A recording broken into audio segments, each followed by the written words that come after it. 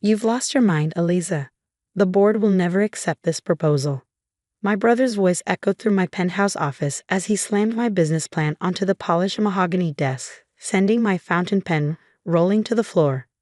His perfectly tailored suit couldn't hide the tension in his shoulders.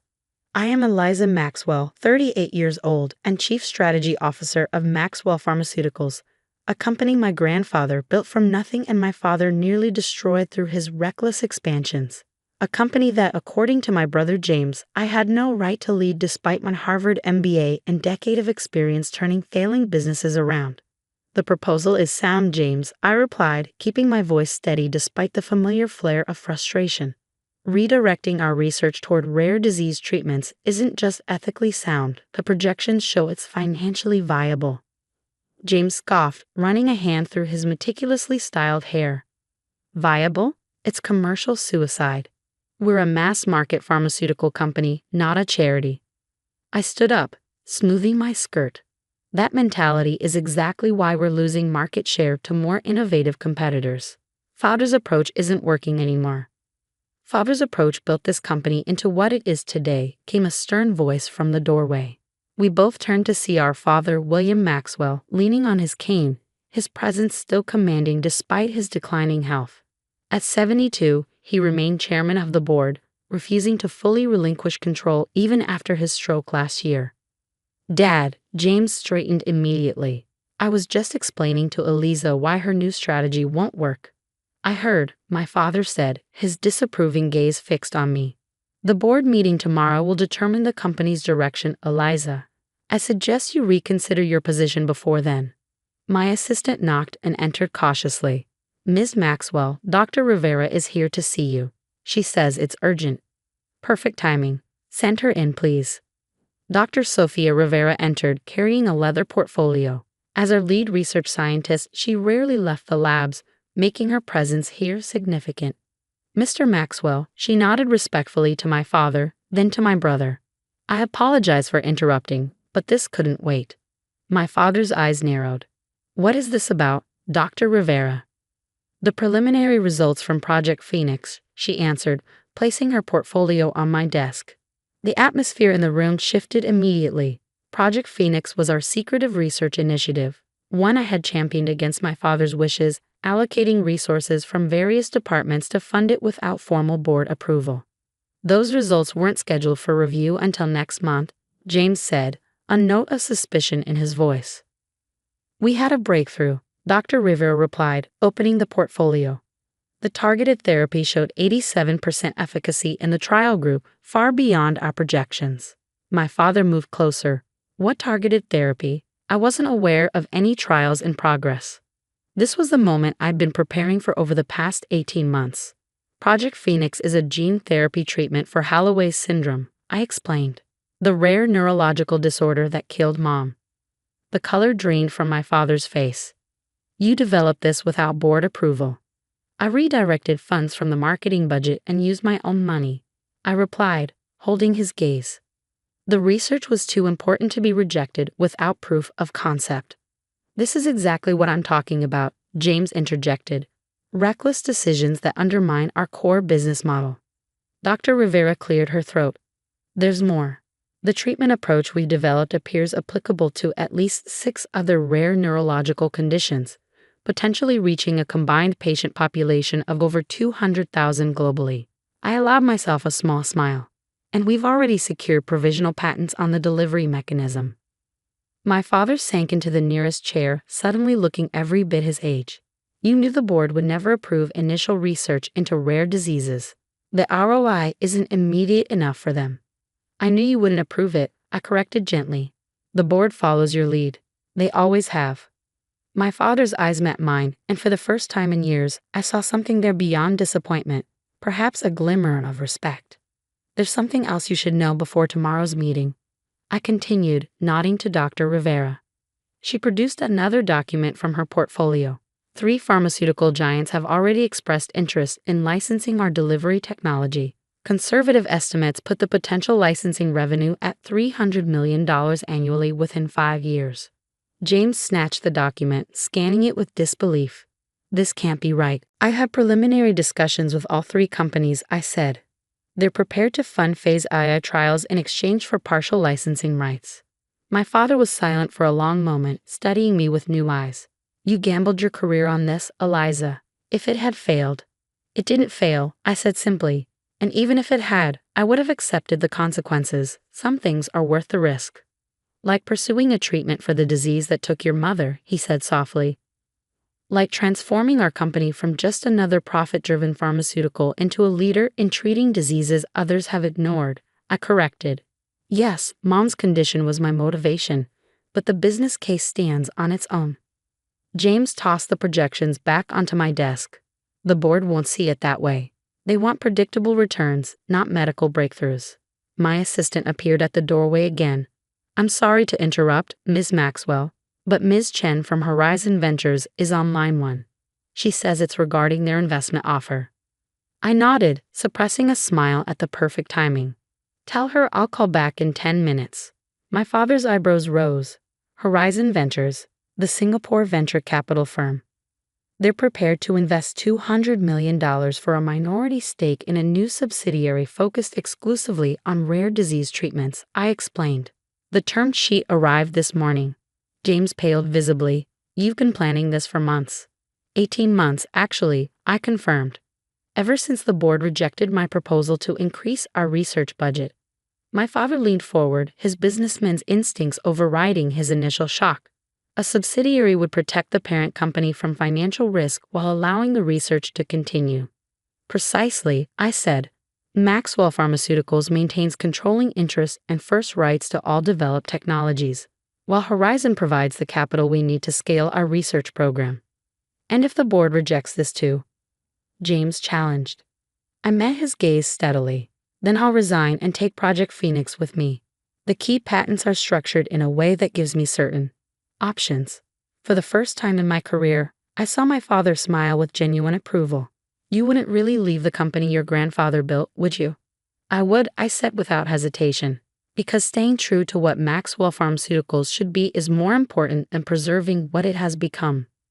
Dr. Rivera quietly excused herself, leaving the three of us in a moment of tense silence. My father rose slowly from his chair.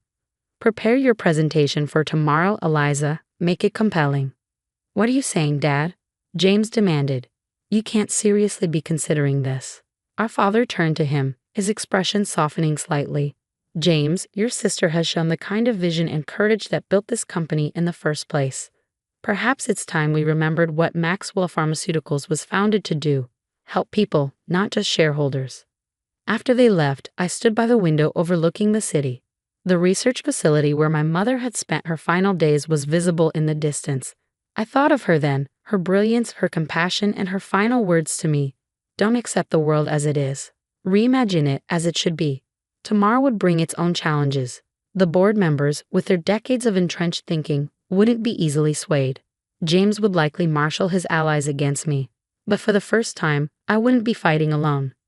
My phone buzzed with a text from Dr. Rivera. Team is ready whenever you are. I smiled, tapping out a reply. Tomorrow we change everything. The next morning, I arrived at Maxwell Pharmaceuticals headquarters an hour early, my presentation meticulously prepared, my resolve unwavering. As expected, the boardroom was already charged with tension. Board members clustered in small groups, voices hushed. James stood with his closest allies, 3 board members whose investments had been guided by his financial advice for years. He barely acknowledged my entrance. Our father arrived last, intentionally I suspected, making his way to the head of the table with a deliberate slowness that commanded attention. His expression gave nothing away. Before we begin today's scheduled agenda, he announced once seated, I'd like to invite Eliza to present a new strategic initiative for the company.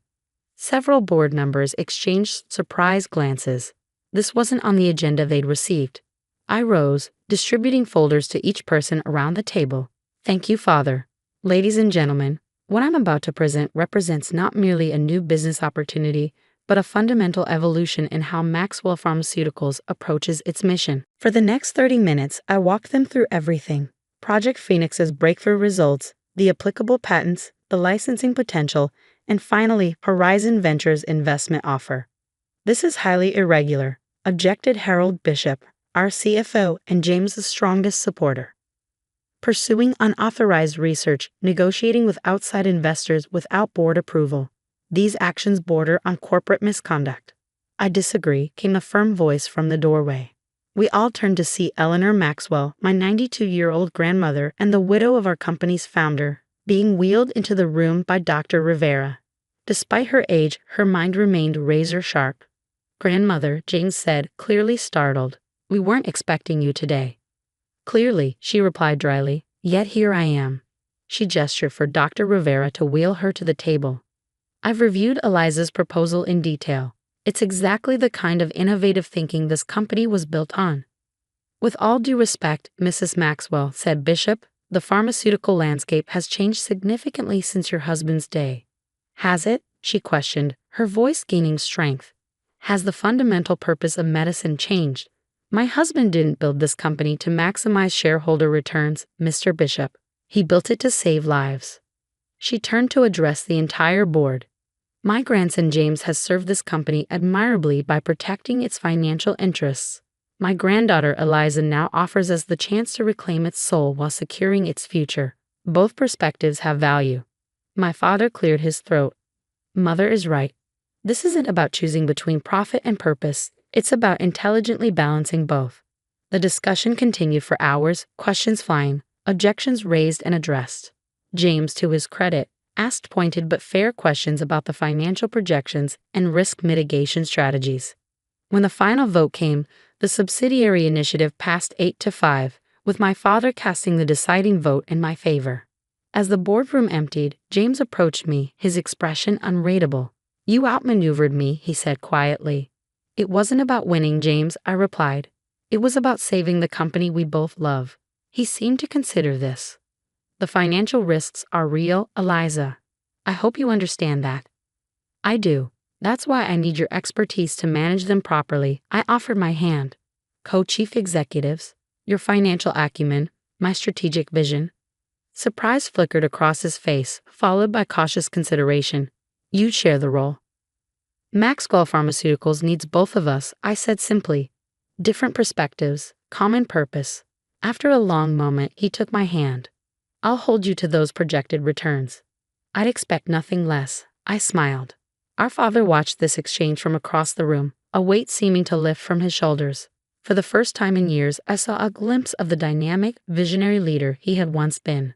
6 months later, as we broke ground on the new Maxwell Institute for Rare Disease Research, I stood with James, our father, and our grandmother, watching as Dr. Rivera unveiled the Institute's dedication plaque.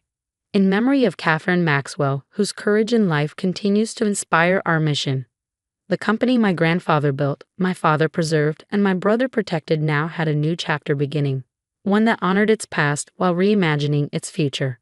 Sometimes the greatest business legacy isn't measured in market share or profit margins, but in the courage to remember why you started in the first place. I bought a house for all of us to live in. Now I don't have to do any caregiving. You quit your job and take on all the caregiving yourself. Daniel's loud voice echoed through our living room. "What do you mean by making such a selfish decision?" I raised my voice in protest. Sandra's caregiving had just begun, and this was supposed to be the time when Richard, Daniel, and I worked together to support her. We agreed the three of us would work together to care for Sandra. When I said that, Daniel glared at me coldly. I bought the house for everyone. You should just shut up and focus on caregiving. Stop talking back to me. I clenched my fists, shaking with frustration and anger. Buying a house without consulting anyone and forcing caregiving onto me. That's the lowest of the low, I muttered, and Daniel responded with an air of arrogance. Fine, you don't have to do the caregiving. But in that case, we'll get a divorce. So, what's it going to be? He gave me two options, caregiving or divorce. The smug grin on his face made it clear he didn't think I would choose divorce. However, shortly after, A single phone call would deliver Daniel a harsh dose of reality. His arrogant demeanor, his plan to dump all the caregiving on me, everything came crashing down in an instant. Daniel, his face filled with despair, collapsed and stayed there. Looking at him, I murmured quietly before leaving the room, "How pathetic." I'm Mia Smith, 34 years old. I work as a designer for an apparel company, a dream I had since I was a student while raising my 4-year-old son, Steven. My husband, Daniel, who's 5 years older than me, works for his father, Richard's textile company. He's currently learning the ropes from Richard as the next CEO candidate, but lately, all he talks about at home is that. When I become CEO, I'll be playing golf all the time. Plus, I'll be able to get a brand new car. Whenever he opens his mouth, it's nothing but shallow talk. Oh, by the way, when I become CEO. Here we go again. During dinner, Daniel started his usual spiel. I tried to half listen and let it slide. When I become CEO, Mia, you need to quit your job. Daniel said this with a calm expression, as if it was the most obvious thing in the world. What? I was taken aback. I mean it. I want you to quit your job. Isn't it weird for the CEO's wife to be working? It's embarrassing, so please stop. I slowly set down my fork and knife. Sorry, but I have no intention of quitting. You know how much this job means to me. It's a dream I've finally achieved. And just recently, I got promoted to team lead. I need to keep working hard. Come on, think about it. Once I'm the CEO, I'll be making way more than your current salary. So why not quit and focus on the house and Steven? I don't know much about being a designer or whatever, but if you want clothes, I'll give you the money. Excuse me? Don't belittle me. I'm serious about both my job and raising Steven. And this team lead position is a big deal for me right now. Daniel banged the table and, with an angry yet forced smile, said, There are many people who can take your place. Stop going on about dreams at your age and start acting like a CEO's wife. All the CEOs I know have stay-at-home wives. If you keep working, people will think I can't even afford to take care of my own wife. With that, he left his dinner unfinished and stormed out of the living room. Daddy was mad? Steven looked at me with a slightly worried expression. It's okay. Come on, let's eat. Your soup's going to get cold. I smiled at Steven, trying to reassure him. But inside me, anger and sadness swirled around like a storm. From that day on, Daniel started making snide remarks at every opportunity. When I wore clothes from the brand I worked for to the office, Daniel said, Those clothes are so tacky. That's embarrassing for a CEO's wife. When I told Steven I'd be a little late picking him up one day, Daniel remarked, If you can't even pick him up on time, maybe you should quit your job. If Daniel's lunchbox was a bit simpler than usual, he'd comment, Now that you're a team lead, you can't even make a decent lunch? The stress kept piling up, and thoughts of divorce crossed my mind more and more. I shook my head and reminded myself, no divorce for Steven's sake. Steven still had elementary school, middle school, and high school ahead of him. I didn't want to make him feel lonely or create a life where we'd worry about finances. One day, while I was at work, my phone suddenly rang. I paused my work and glanced at the screen. It was Richard and my father-in-law. Unlike Daniel, Richard was calm and always composed. He had an air of intelligence and carried himself like the CEO he was. Hello? Hi, Mia. It's Sandra. She fell down the stair. What? Sandra did? I realized everyone around me was staring as my voice grew louder. Quietly, I stepped out of the room and sat on a lobby sofa. She's getting treated now, but yeah, it's a mess. Which hospital is it? But Before Richard could finish, I ended the call, left the office, and hailed a taxi.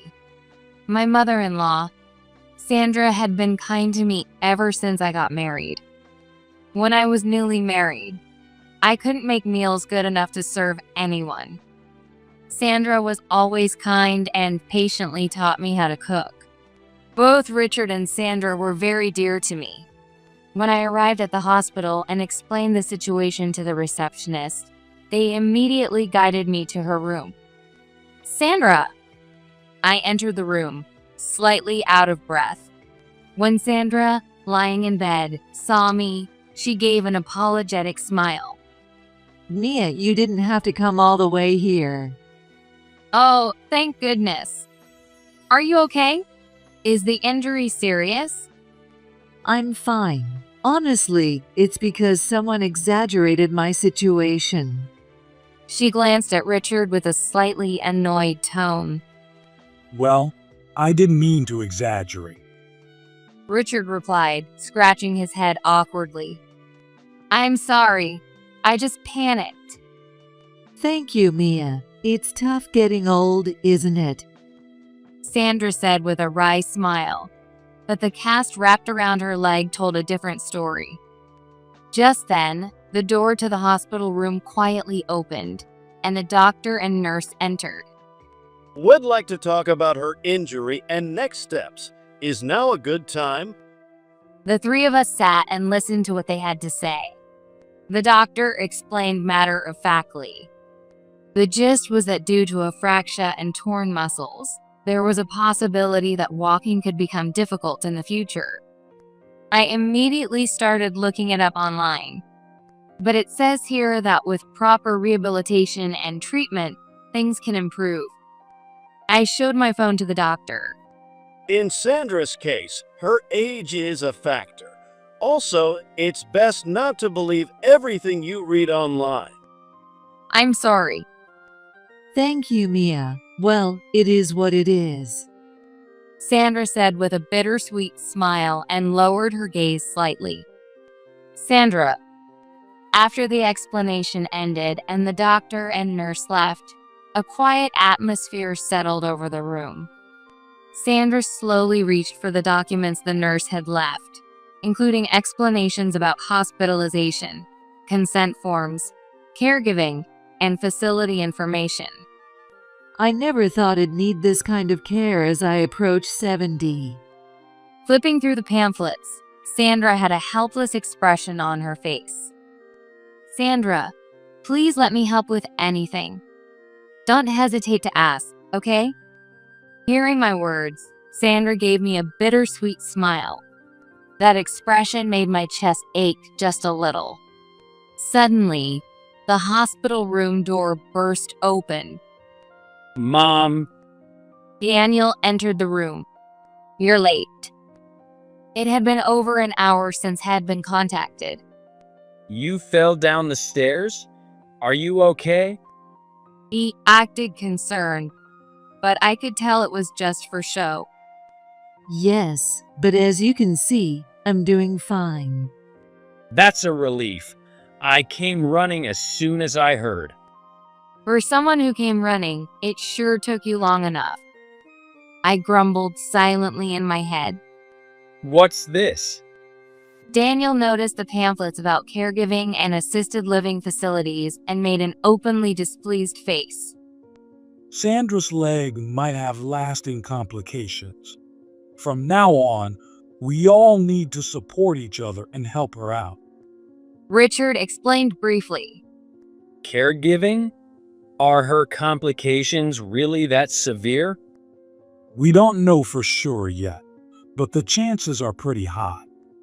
Oh, After hearing Richard's words, Daniel gave a dismissive response and placed the pamphlet back on the table. A month later, Sandra returned home. Despite her efforts in rehabilitation, her leg never fully recovered. This marked the start of a new chapter in her life. Richard wanted Sandra to spend her time comfortably at home rather than in a facility, so we decided to work together as a family to care for her, with the help of caregivers. Every day after picking Stephen up from school, I would stop by Sandra and Richard's house to prepare dinner and help Sandra eat while we all dined together. Stephen seemed to enjoy the family dinners, smiling more naturally than ever. Because of this, I didn't find it burdensome at all. Sandra, I got some strawberries. They were on sale.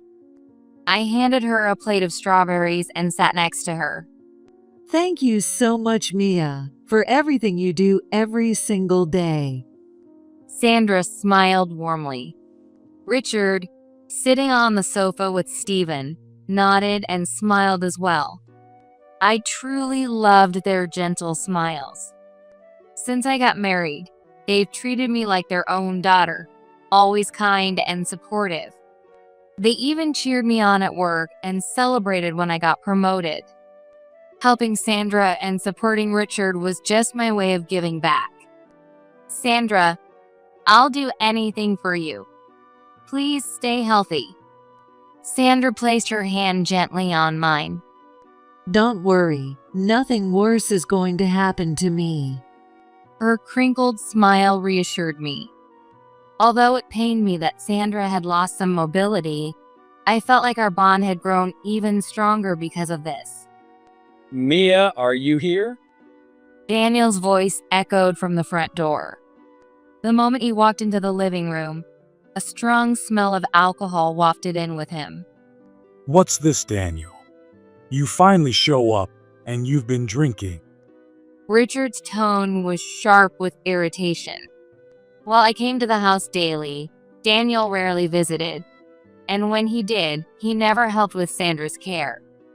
Well, you know, lots of people want to celebrate me as the next CEO. Every single day it's let's toast with my employees and friends. It's been exhausting. Oh, Mom, how are you feeling? Daniel was over the moon. His tone made me doubt whether he was genuinely concerned. Mia, is there anything to eat? I'm starving. At that moment, Richard's voice rang out. Daniel, Daniel's eyes widened in surprise. we all agreed to work together and support each other. What's with that attitude? You haven't done a single thing to help with the house or the family. My bad. I'll start helping more from now on. Daniel apologized to Richard with an awkward smile. I'm sorry, Mia. That's enough for today. You should go home. All right.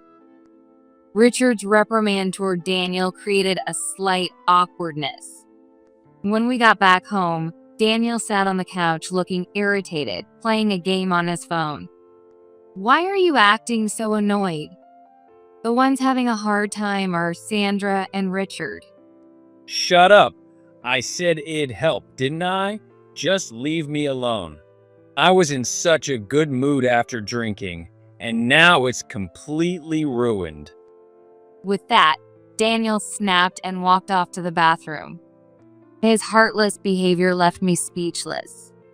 From then on, Daniel began visiting Sandra and Richard's house every day, helping out with housework and Sandra's care. However, his expression always seemed annoyed, making it uncomfortable to even watch him. When Richard wasn't around, Daniel would slack off or try to push the tasks onto me. After about 6 months of living like that, one day, after returning home from Sandra and Richard's house, I was playing with Stephen in our living room when Daniel spoke up. I've been thinking, how about we have my parents move in with us? Move in? Where is this coming from all of a sudden? Well, wouldn't it be easier? If they're living with us, It'll be more convenient and reassuring, right? Coming from Daniel, who always seemed reluctant about caregiving, his words felt out of place. Have you really been so eager about caregiving? Or is there something you're planning? When I asked, Daniel paused for a moment before admitting, As the second-generation CEO, having a stay-at-home wife and living with my parents gives a great image. It shows financial stability, strong family bonds. Everything looks perfect.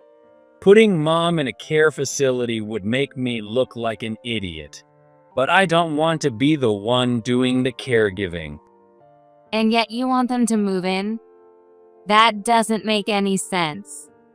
Frowning, I couldn't make sense of his logic.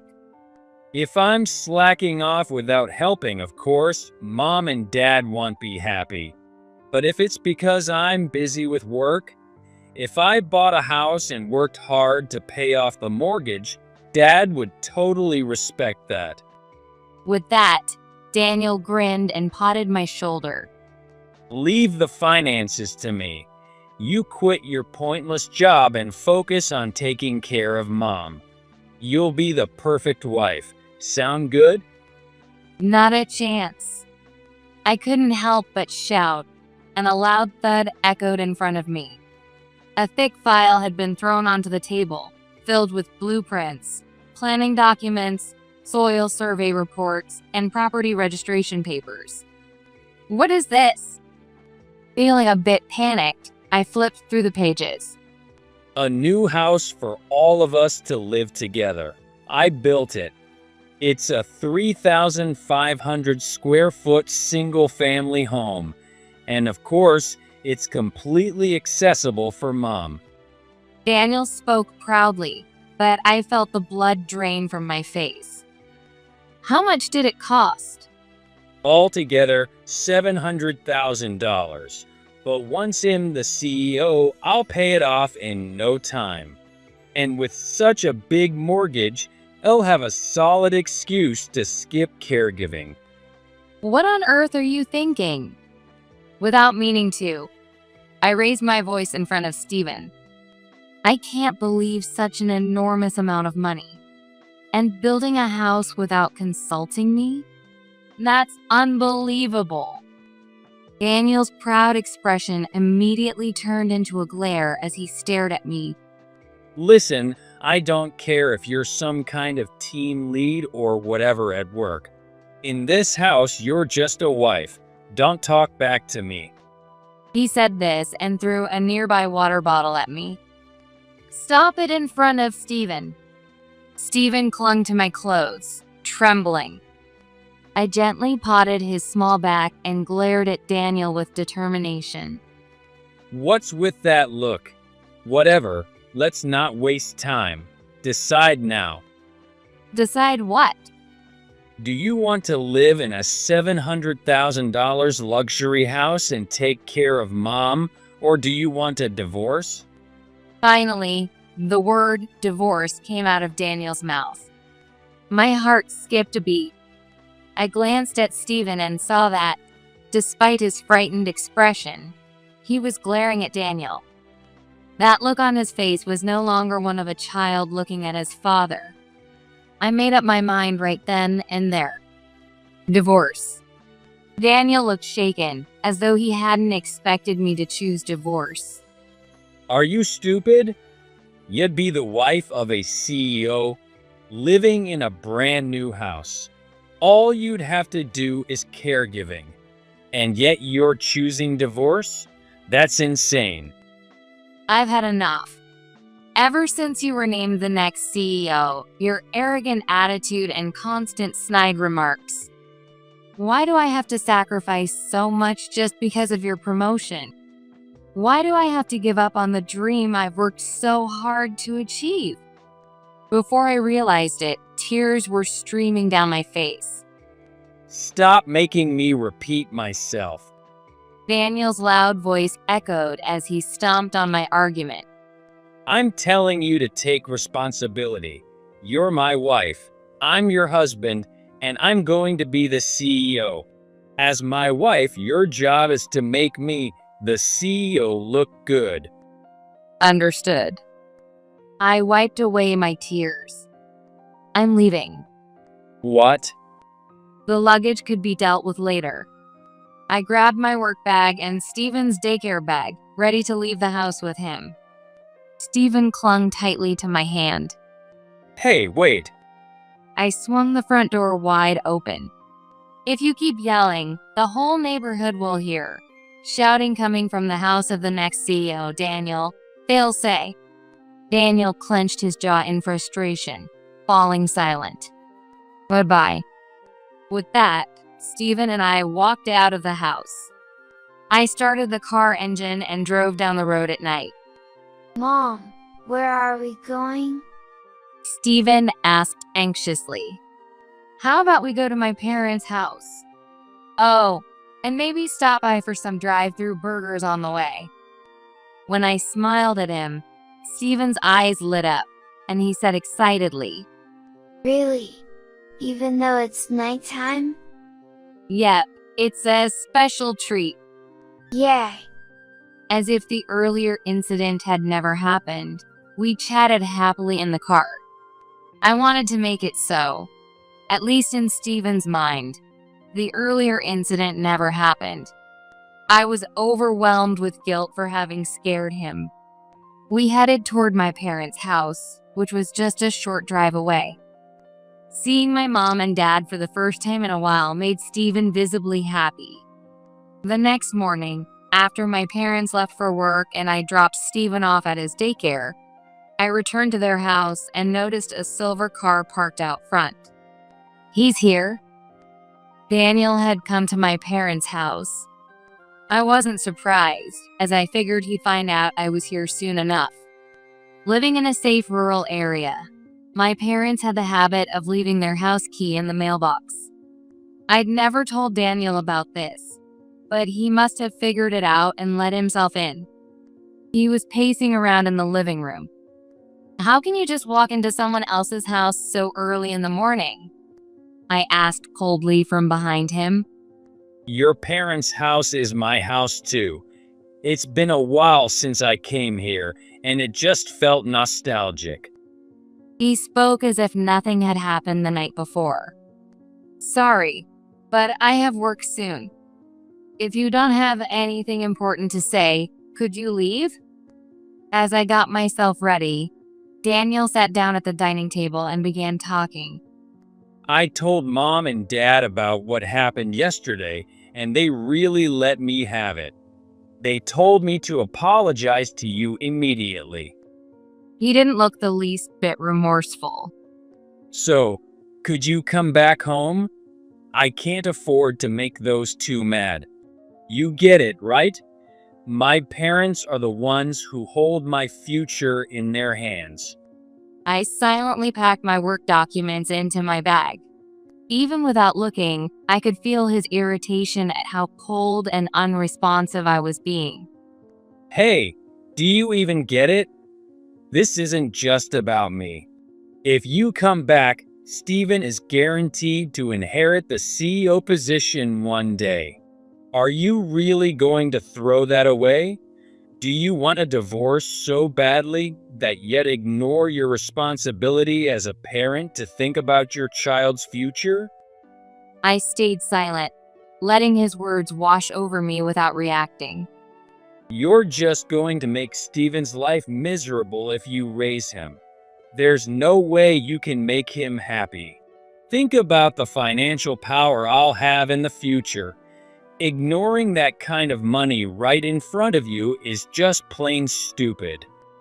Daniel's anger kept escalating, his voice getting louder. Do you think you can earn more than me? Can you take my place? I paused for a moment and then spoke coldly. Is that all you have to say? What? I have work to do. Leave. Your voice is grating. My icy words seemed to trigger Daniel, and he grabbed a vase from the table and threw it against the wall. Don't push your luck. You're supposed to keep your mouth shut and listen to me. Got it? If you don't come back, I'll show you hell. Leaving those words behind, he slammed the living room door and stormed out. Moments later, I saw his car speed out of the driveway through the window. I glared at the retreating car as it disappeared from sight. A few days later, while I was at work and focused on my computer, a younger coworker, Amanda, rushed over to me in a panic. Mia, well, the production line for this product has stopped. I took the document she handed me and quickly scanned it. It was for a product nearing its deadline. This is cutting it way too close. What's going on? The production line or the factory's not running? I'll check. Well, the number for Smith Textiles is... Amanda flipped through the papers in her hands. What? I grabbed the documents from her and anxiously reviewed them. The name of the production factory was Smith Textiles. No way. That's right. One of the production factories my company partners with is Richard's company, and that production line suddenly stopped at this critical moment. I'll show you hell. Daniel's parting words echoed in my mind. Mia, are you okay? You don't look well. Amanda leaned in, her face full of concern. I'm fine. I'll handle this. You can get back to work. I sent Amanda back to her tasks and stepped into an empty hallway with my phone pressed to my ear. I called Richard. The phone kept ringing, but there was no sign of him answering. I'll be traveling overseas next week, so you don't need to come by the house. Sandra will be staying at a short-term care facility. I recalled Richard mentioning this last week. He must be on a business trip. Looking back toward the office, I saw everyone rushing around in panic. I need to fix this somehow. Just then, my phone rang. I checked the screen, hoping it was Richard, but it was Daniel. I quickly answered the call. This is your doing, isn't it? Is everyone in a frenzy by now? Daniel's loud, mocking laughter echoed through the phone. Restart production. Everyone here is in chaos. Don't drag my work into this. Now you get it, don't you? This is the kind of power I have. Why don't you, as the team lead, figure something out? I could easily imagine the smug grin on Daniel's face as he taunted me. It's a good thing I only stopped the factory. I could terminate the business partnership if I wanted to, you know. Stop joking. Do you even understand what you're doing? This is between you and me. The company has nothing to do with it. Oh, really? Then if you come back home, I'll restart production. So, what's it going to be? As much as it pained me, I had no choice but to accept his terms with all my coworkers behind me scrambling in panic. Fine. I'll come back today. So, restart production immediately. Say, please. Daniel was completely toying with me, full of disdain. Please. That's what you should've said from the beginning. See you later. With that, Daniel hung up the call without another word. I collapsed weakly onto the hallway floor. To go this far, I was filled with frustration, sadness, and anger, but I couldn't even cry. A little while later, as I returned to work, Amanda rushed over to me with a relieved expression. Mia, the factory manager at Smith Textiles called just now. They've restarted production. Apparently, it was a mechanical issue. Oh, thank goodness. Amanda's eyes welled up with tears of relief. I felt a pang of guilt in my chest. That's good news. I'll get back to processing everything. Yeah, please do. I forced a smile. Seeing Amanda's tearful relief only made my anger simmer even more. How dare he mess with such an important job and with my colleagues? Good work, everyone. As the clock struck the end of the workday, employees filed out one after another. I closed my laptop and took a deep breath. Before heading home, I picked up Steven from his daycare, made a stop at an office, and then drove toward my house. Once at the house, I pressed the doorbell. It felt awkward since I almost never ring the doorbell of my own house. Through the speaker, Daniel's arrogant voice came through. Just come in now. At that moment, a man standing next to me leaned in and said, Well, if you insist, I'll be coming in. Who the hell are you? Neither the man nor I answered Daniel, and we entered the house. Steven held my hand tightly, not letting go. In the living room, Daniel sat with a slightly flushed face, and a half-finished glass of wine sat on the table. You were drinking, I see. Work was so busy today. Something about the factory shutting down or whatever. I couldn't handle it without a drink. Daniel said, his tone dripping with exaggeration. And besides, today's the big day. You've decided to quit your job and focus entirely on caregiving. A moment worth celebrating, right? Anyway, who's this guy? Don't tell me you've been out meeting another man. Have you no manners when meeting someone for the first time? I'm amazed. This is Anthony, my attorney. Your attorney? Daniel's face immediately turned wary as he stared at Anthony. I came back today to discuss our divorce. He's here to help with that. What are you talking about? You just said you weren't getting a divorce. You tricked me. Tricked you? What are you saying? You told me to come back and I did. I never said I wouldn't go through with the divorce. I replied coldly and quickly tidied up the messy dining table before leading Anthony to a seat. Please, have a seat, Anthony. Anthony sat down and began taking out documents and files. Daniel, visibly flustered, couldn't hide his agitation. I started speaking calmly and firmly. I'll get straight to the point. As I told you before, I am absolutely going through with our divorce. Daniel, still standing, raised his voice in frustration. You're so stupid. Divorce isn't something you can just decide unilaterally. You're just shouting nonsense all on your own. With all due respect, Daniel. Anthony finally spoke up. What do you want? Daniel glared at Anthony. Divorce can't be finalized on unilateral grounds. You're correct about that. However, if there are valid reasons recognized by the court, even if you object, the divorce can still be granted. What? Court? I quietly took out my phone and played a voice recording. I had been secretly recording since the time Daniel began making snide remarks toward me. Quit your job. Act like the CEO's wife you're supposed to be. Team leads can easily be replaced. The recordings included his angry outbursts, sarcastic comments, and even the "I'll show you hell" from the other day. The color drained from Daniel's face with every recording I played.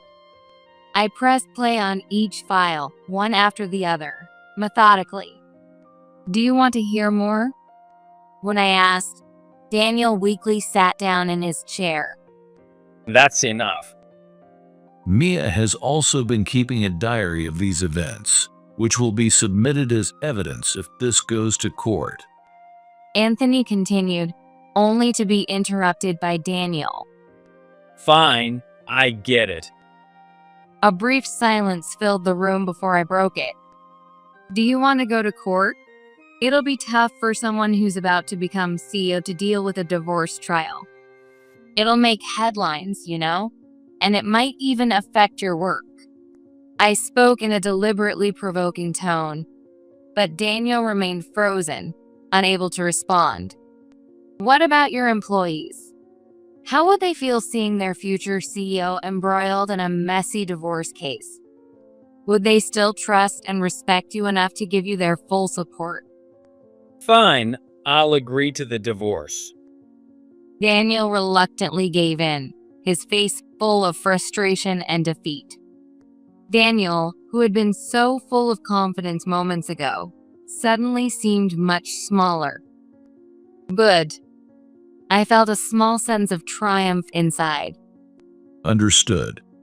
Now, regarding matters after the divorce. Anthony continued to speak calmly and professionally. First, there's child support for Stephen and alimony for Mia. You'll be required to make these payments, Daniel. If you fail to pay, this could lead to the seizure of your car or the house you purchased, so please be mindful of that. Daniel, who had been looking uneasy, suddenly seemed to remember something and blurted out. Stephen's mine, right? What are you talking about? I muttered without even looking at him. Custody of Stephen will go to Mia. Daniel, you've barely participated in parenting, and more importantly, Stephen has expressed a strong desire to stay with Mia. That should be respected. Stephen, who had been drawing at a distance, ran over to me and grabbed onto my clothes tightly. Stephen, don't you want to stay with me? I'll buy you all the superhero transformation kits you wanted and let you eat whatever you like every day. Stephen hung his head and shook it silently. Come on, Stephen. If you stay with me, I won't be lonely. And you can live with Grandpa and Grandma too. Doesn't that sound good? Daniel approached Stephen with a forced smile and shook the small shoulders of the 5-year-old with both hands. Stop it, Dad. Stephen resisted in a small voice, but Daniel wouldn't stop. Stephen, if you stay with me, you'll grow up to be a CEO one day. Think about it. There's so much money waiting for you. Enough already. Can't you see you're scaring Stephen? I raised my voice and pulled Stephen away from Daniel. Shut up. Hey, Anthony, look at the financial difference between me and Mia. Isn't it obvious who's better for Stephen? Anthony, unfazed by Daniel's outburst, replied calmly. Daniel, financial capacity isn't the primary consideration when determining custody. Child support is paid by one parent, so both parties' finances are accounted for. Then fine. If I get custody, waive the child support and alimony. I refused to back down, raising my voice as well. What are you talking about? Do you think this is some sort of negotiation? You'll absolutely pay child support and alimony. And no, you're not getting custody. Just then, Daniel's phone began to ring. Everyone's attention turned to the phone on the table. Daniel picked it up and frowned slightly at the screen.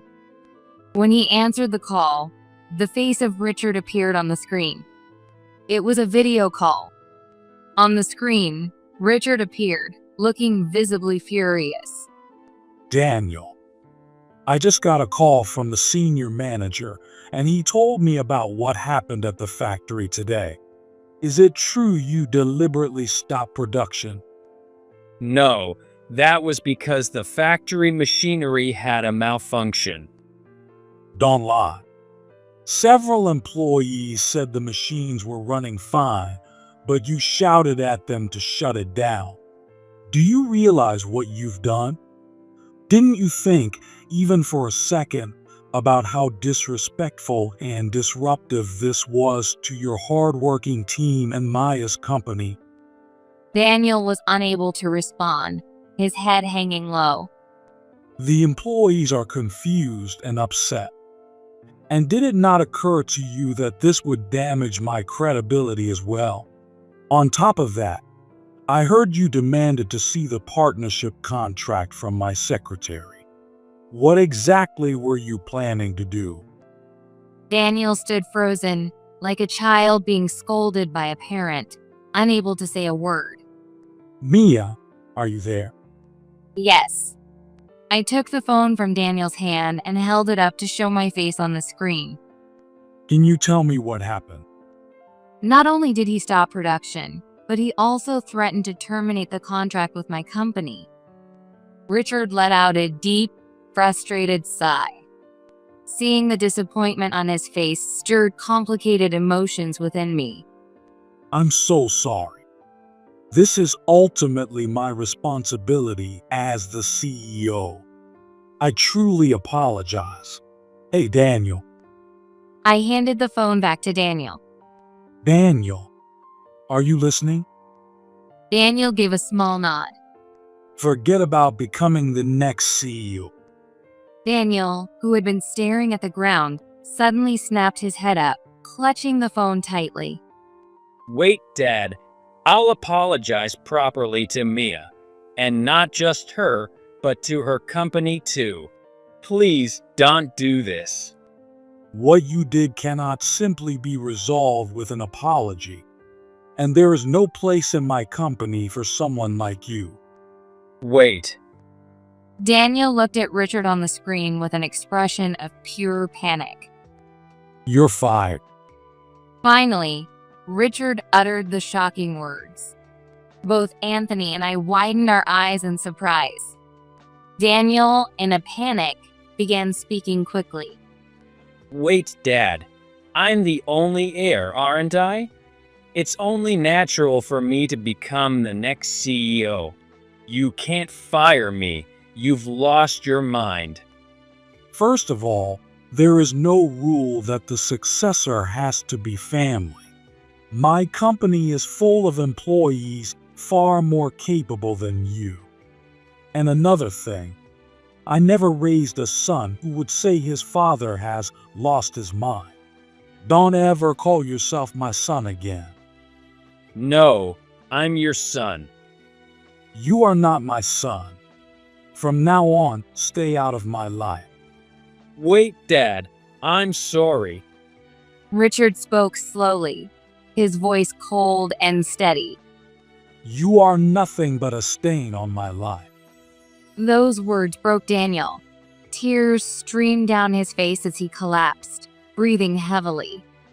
The video call ended, and the screen returned to the home screen. Anthony adjusted his glasses awkwardly and spoke. Well, I think I'll leave it here for today. I stood up, gently nudging Stephen's back, and we all began to leave the room. When I glanced back at Daniel, he was still collapsed and completely motionless. How pathetic. Even to the words I quietly muttered, he gave no reaction at all. Sometime later, with the help of Anthony and Richard, my divorce was successfully finalized. To prevent any issues in case Daniel tried to avoid paying child support or alimony, Richard paid the full amount up front. Grandpa, Grandma. Stephen, it's so good to see you. Stephen beamed as Richard playfully ruffled his hair. Even after the divorce, Stephen and I still visited Daniel's parents' house regularly. My marriage had been utterly miserable because of Daniel, but I didn't want to forget the kindness Richard and Sandra had shown me. Sandra, how have you been feeling? I'm sorry I can't visit as often as I used to.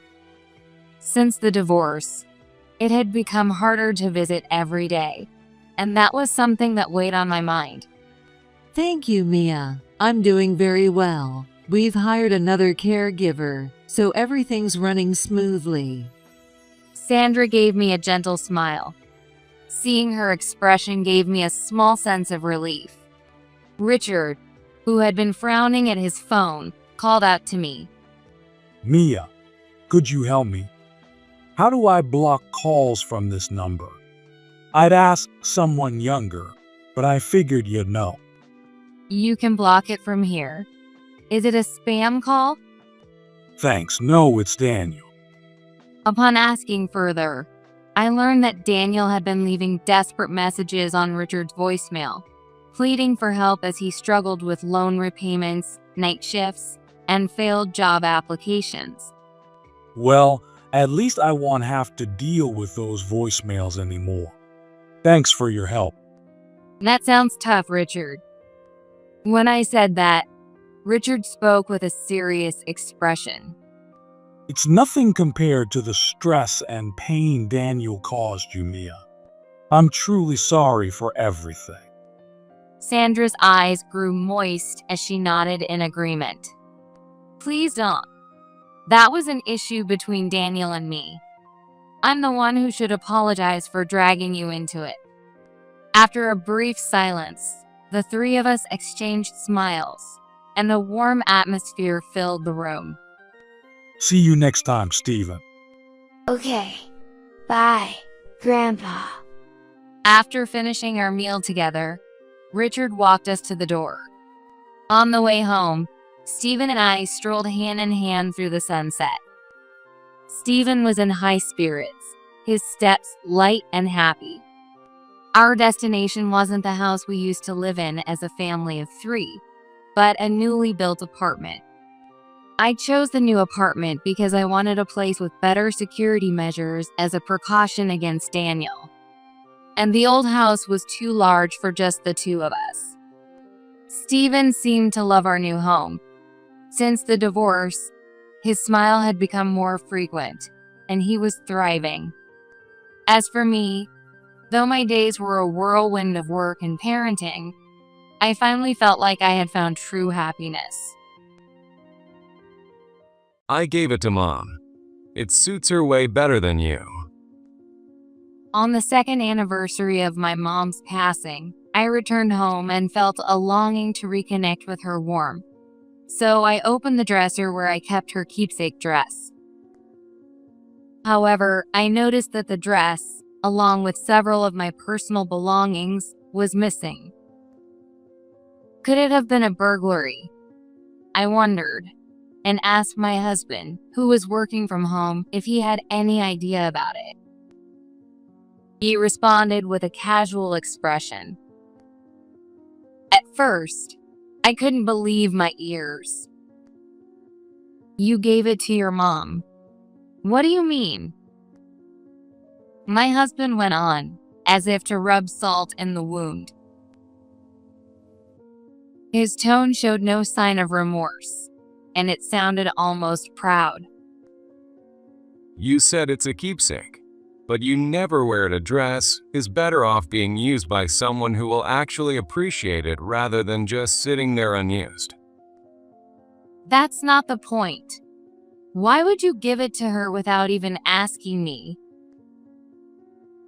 Stop yelling. Mom was thrilled. What's the problem? I'll buy you something new later, so stop being so selfish. I was speechless. It wasn't anger, but shock and disbelief that overwhelmed me. How could someone be so completely out of touch with my feelings? He didn't even realize he'd crossed the line. Well, Mom's happy, so it worked out fine, right? I couldn't comprehend how this situation could be fine, but my shock turned into a bitter laugh. As long as I stayed married to this man, trouble would never end. I couldn't take it anymore. I silently went back to my room, packed a few belongings and a photo frame with my mom's picture into my suitcase. Then, I told my husband, still casually working from home, let's get a divorce. Without waiting for his response, I walked out of the room and headed quickly to the front door. Then, my husband called out to stop me from behind. But I had no intention of turning back.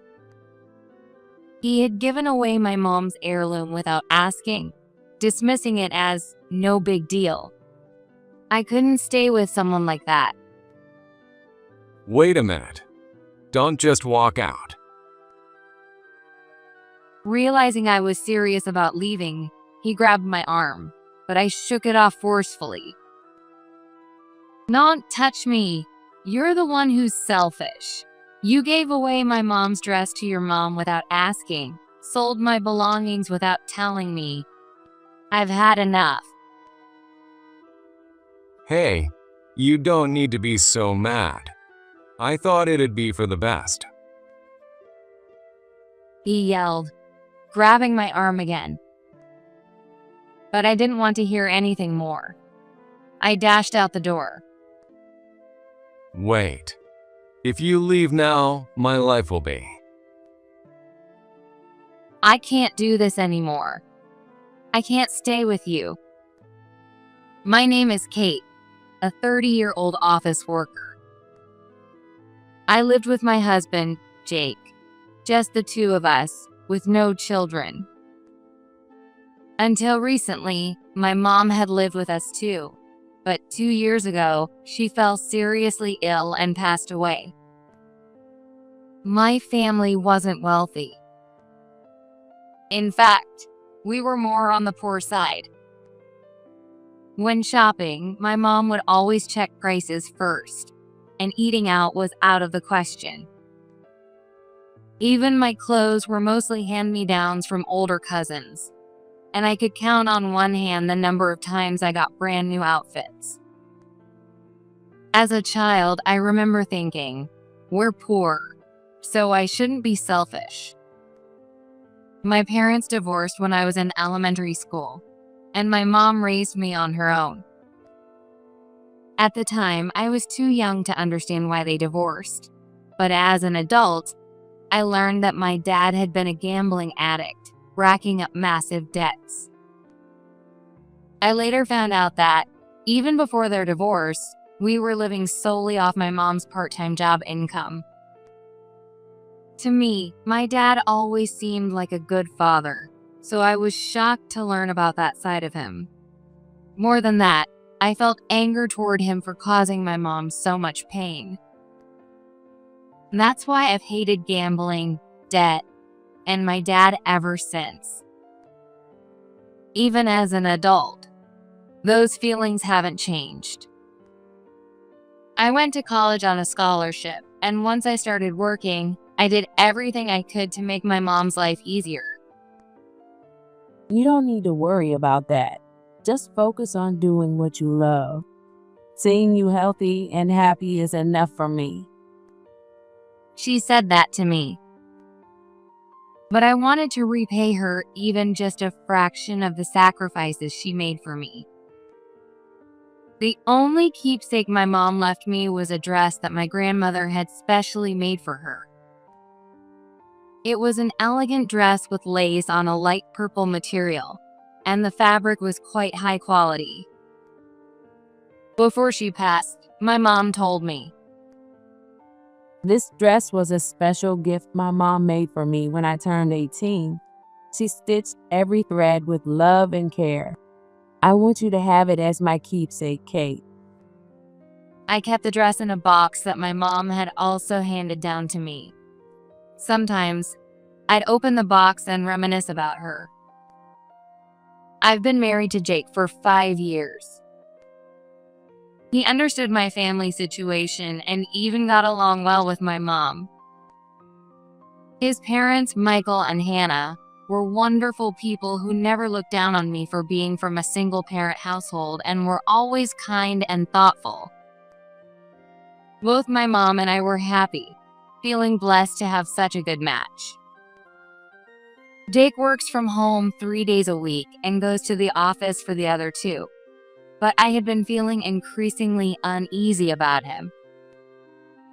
We decided to split the rent and utilities equally, while managing other expenses separately, but he spends his paycheck freely, sometimes making expensive purchases. It seems he isn't the type to save money, and I've had to warn him a few times. Hey, even though we agreed to split the living costs and let each other spend the rest freely, don't you think you're spending too much? We don't have kids yet, and thinking about our future, I think we should use money more wisely. Like, we should start saving now, even a little, for retirement. I get that you're worried, Kate, but think of it as an investment. Some of the stuff I bought might become valuable in the future, you know? Don't worry, we'll be fine. But Jake is the kind of person who only cares about the present and doesn't listen. Even if something becomes valuable later, who would buy old, used items unless they're unopened or vintage jeans? Before marriage, Jake had seemed like a responsible person, but after marriage, I started seeing his reckless spending habits. Though he isn't in debt, his tendency to blow through his paycheck every month made me increasingly suspicious. On a spring day, the second anniversary of my mom's death, I hurriedly finished work early and came home sooner than usual. At home, I looked at the photo frame of my mom in the living room and reflected on memories of her. I recalled the time she splurged on my birthday and took me to a fancy restaurant. While helping me get dressed, she shared a story about receiving her own dress from my grandmother. When I got this dress, I was so happy. Since it was specially made for me, I was nervous the whole time, thinking I shouldn't stain it. I still remember the joy of that moment so vividly. She smiled as she spoke. She was genuinely happy that I was wearing the precious dress she had kept safe for so long, and that dress held special meaning for both of us. Suddenly missing her warmth, I went to the room where the dress was stored. However, when I opened my closet, the box containing the dress wasn't in its usual spot. It's not here. Did I put it in another drawer last time? But no matter how many drawers or closets I checked, I couldn't find my mom's dress. And it wasn't just the dress. Some of my clothes and watches were missing too. Could we have been robbed? Panicked, I rushed to Jake's home office. It was one of his work from home days, so he should have been home all day. Maybe he had noticed something unusual. My heart pounded as I burst into his room, and he looked at me with a surprised expression. Whoa, you scared me. What's going on? Why are you so panicked? There might have been a break-in. What? Jake stood up abruptly, looking at me with wide eyes. Are you serious? What's missing? Is the bank card okay? My mom's dress is gone. Jake, you were home all day today, right? Did you hear any strange noises? I asked him, flustered and worried. Then, with a calm expression, he said something shocking. Oh, I gave it to my mom. It suits her better than you. What? I couldn't believe my ears. What did he just say? He gave it to his mom. What does that even mean? My mind went blank, unable to process what it just heard. As if to twist the knife, Jake continued. Well, you weren't using it anyway. And my mom said she wanted a new dress, so I thought it'd be perfect and gave it to her. His tone was unapologetic. Why would you do that without asking me? You didn't need it, right? I do. It's my mom's keepsake. I couldn't help but raise my voice, yelling at him. Jake, looking exasperated, glanced at me and sighed. Come on now. Even if it's a keepsake, you weren't wearing it. Isn't it better for the dress to be used by someone who can appreciate it? That's not the point. Why didn't you ask me before giving it to her? Stop screeching. My mom's happy. So what's the big deal? As I stood there, speechless, he dropped another bombshell. Oh, and I sold your clothes and watches too. Wait, you sold them? Yeah. Remember when I asked if I could sell some stuff you weren't using, and you said it was fine? Sure, I didn't ask this time, but it's all good, right? I can't believe. I had thought we'd been robbed, but the culprit was right in front of me all along. Listen, I only agreed back then because you said you desperately needed money. But I told you it was a one-time thing, right? I said not to sell anything without my permission. My voice trembled with anger, but Jake looked at me like he didn't understand what was wrong. Well, it's already sold. I'll buy you something new eventually, so stop being so unreasonable. I couldn't find the words. I was more stunned and baffled than angry that someone could be this oblivious. Jake didn't seem to realize he had crossed a line. Well, my mom's happy, so it all worked out in the end, right? I couldn't understand what was supposed to be fine, but beyond exasperation, I felt a laugh rising from deep inside me. As long as I stayed married to this man, troubles would never stop coming. I couldn't take it anymore. I silently went back to my room, packed a few belongings and a photo frame with my mom's picture into my suitcase. Then I told Jake, who was casually working from home, "Let's get a divorce." He looked startled for a moment, but his expression quickly returned to normal. Come on, Kate. Have a little more patience. If you get worked up over every little thing, you won't last in this world. He tried to pacify me, but then a sly grin spread across his face as if he'd thought of something clever. Or are you pouting because I prioritized my mom over you? That's kinda cute. As he spoke, he reached out to put his hand on my shoulder. I swatted his hand away and glared at him. "Don't you dare joke around. I'm serious. I'm divorcing you." With that, I walked out of the room and headed swiftly toward the front door. As I was putting on my shoes, he called out from behind me. Hey, wait a second. You're seriously divorcing me over something like this? You're kidding, right? But I didn't feel like turning back anymore. He had casually disposed of my mom's keepsake and brushed it off as something like this. I couldn't stay with someone like that anymore. Hold on. Don't just leave like that. Realizing that I was serious about leaving, he grabbed my arm, but I forcefully shook him off. "Don't touch me. You're the one who's selfish.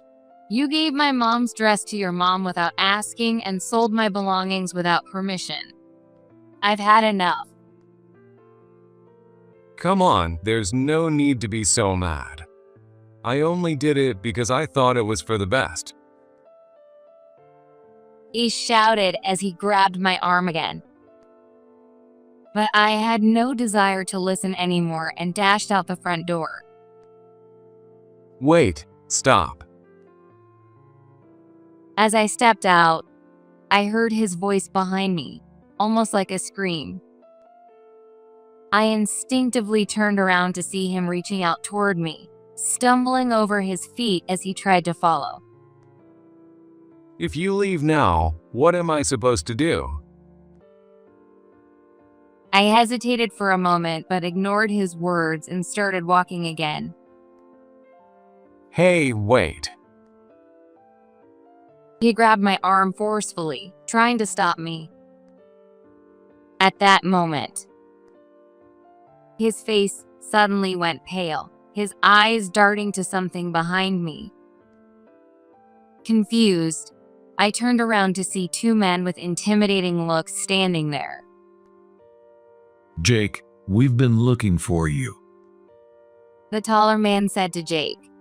The confidence he had moments ago was gone, and he began apologizing to the men. I'm so sorry. You're causing us trouble, you know.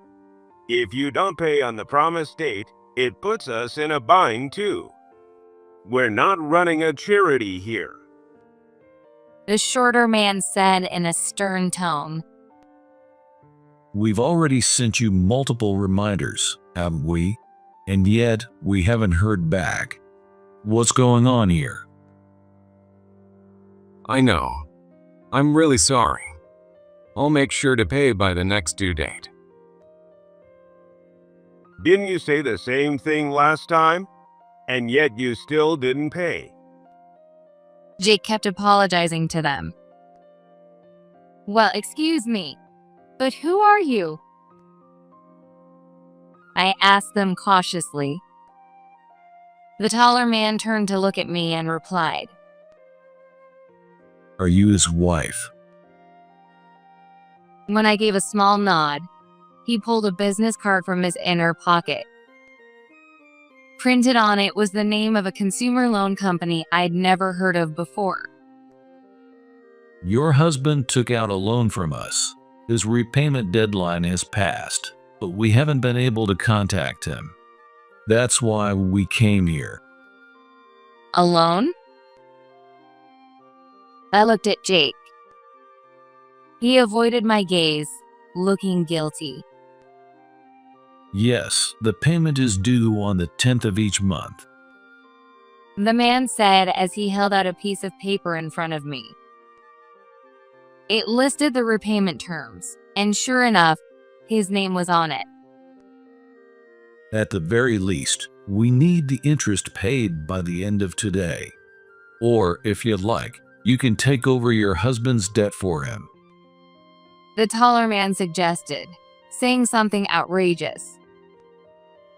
I panicked. I took a step back from the man and moved closer to Jake. What do you mean? Are you saying you've been borrowing money?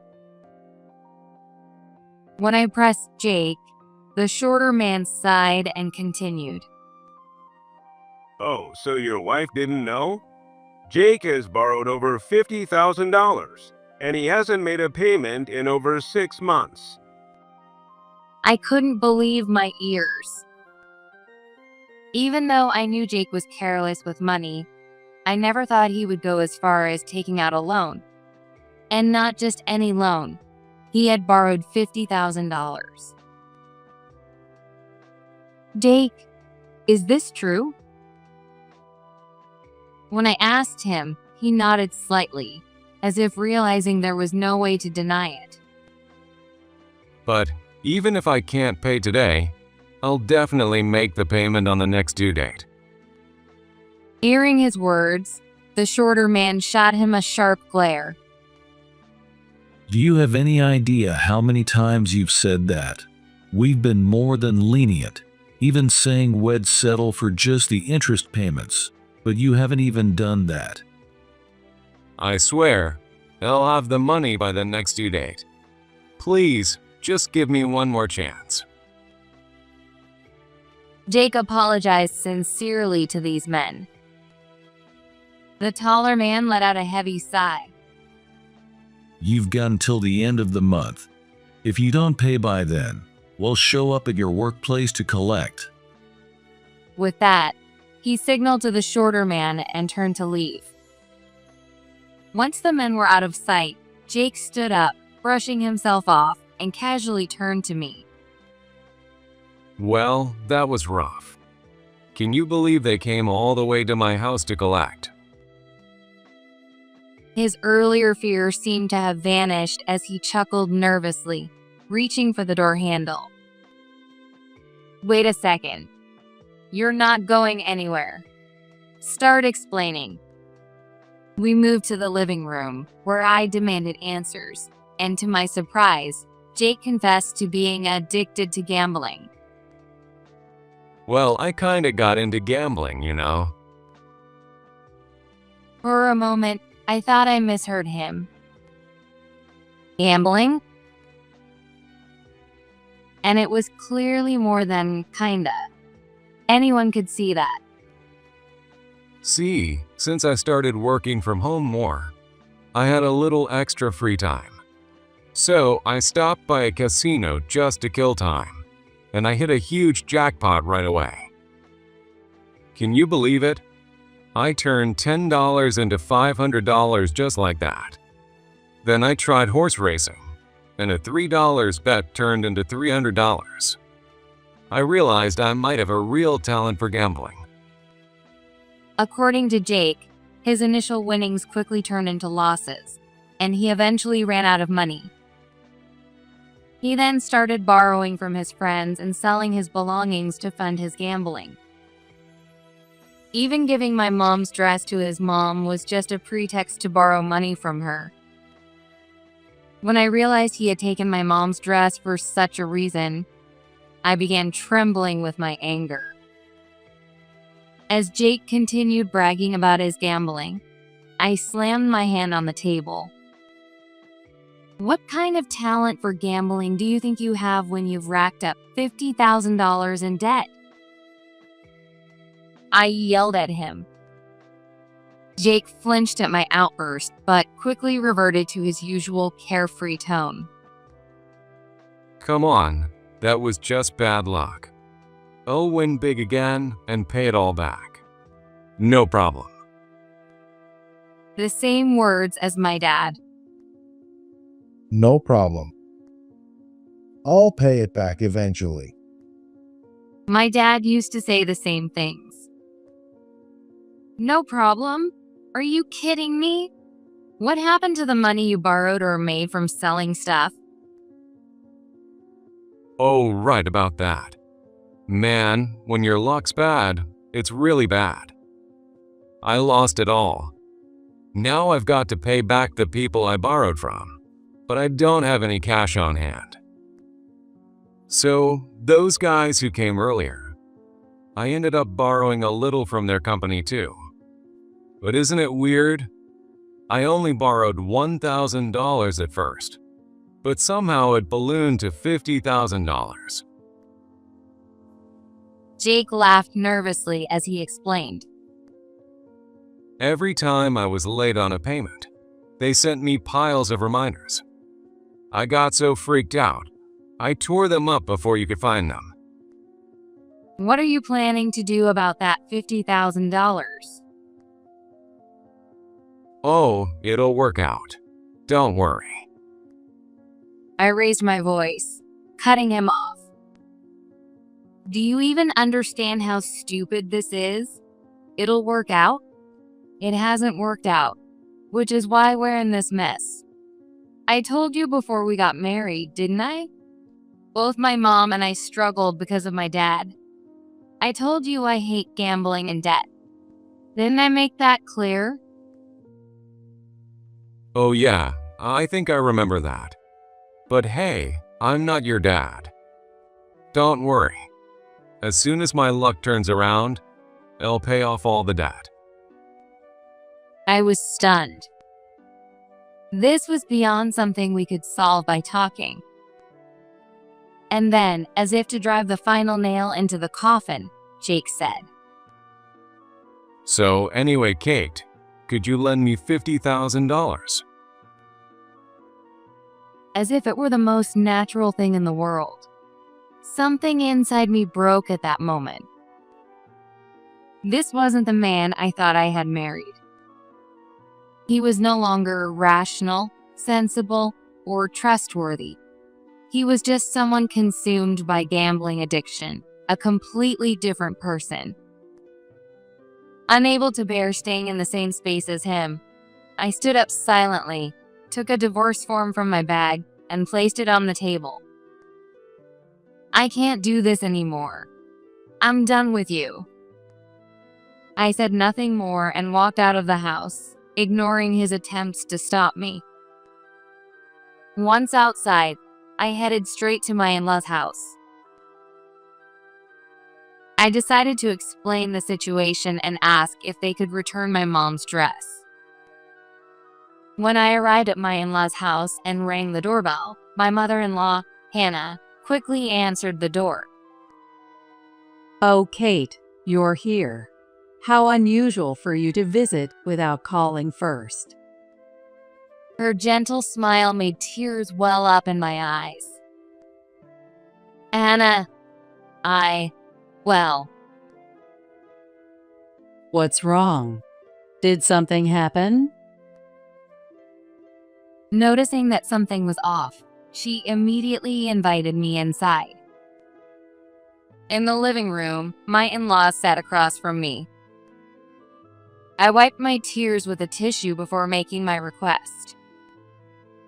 Hannah, I know this is a lot to ask, but could you please return the dress? Her eyes widened in surprise. The dress? You mean the one Jake gave me as a gift? Yes. The truth is, that dress is actually my mom's keepsake. My in-laws looked shocked at my words. Wait, Jake told me he had it custom made for me. Are you saying that was a lie? I felt a wave of guilt toward Hannah, who had no idea about the truth, as I explained how Jake had taken my mom's dress. I also mentioned that the dress bore the tailor's signature, proving its origin. Hannah asked me to wait for a moment before bringing the dress out and checking for the signature. This can't be.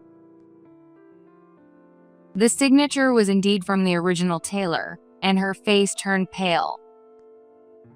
So it's really your mother's dress. Kate, I'm so sorry.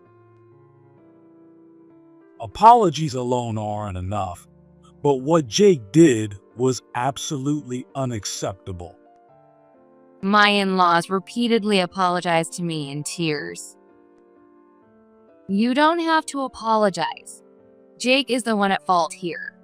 As long as I get the dress back, that's all I need. I comforted Hannah, relieved to have my mom's dress returned.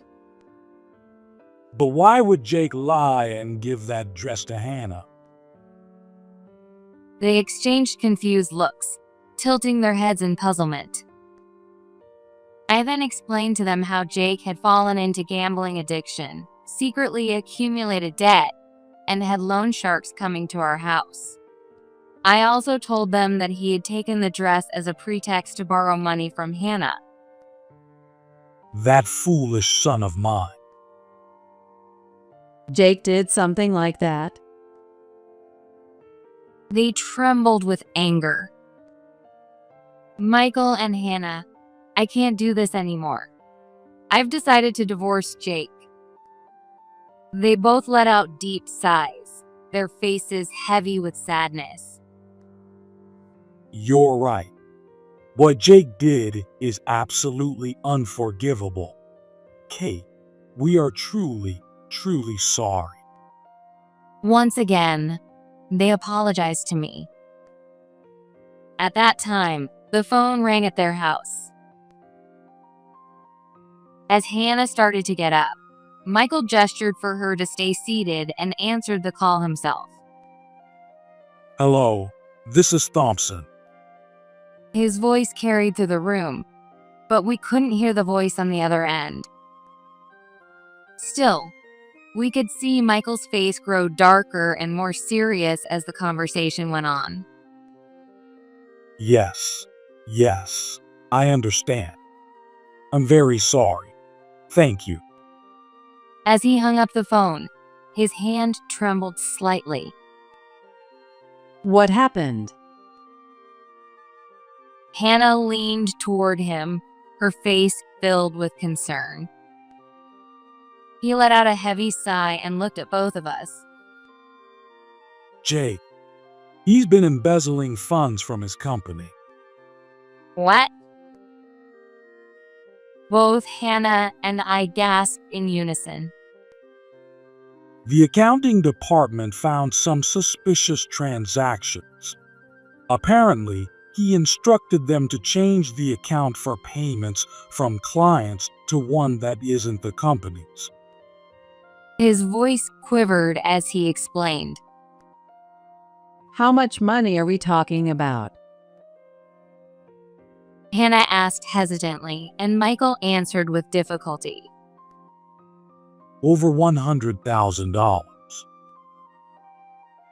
$100,000? Our voices overlapped again. The company has already filed a report with the police.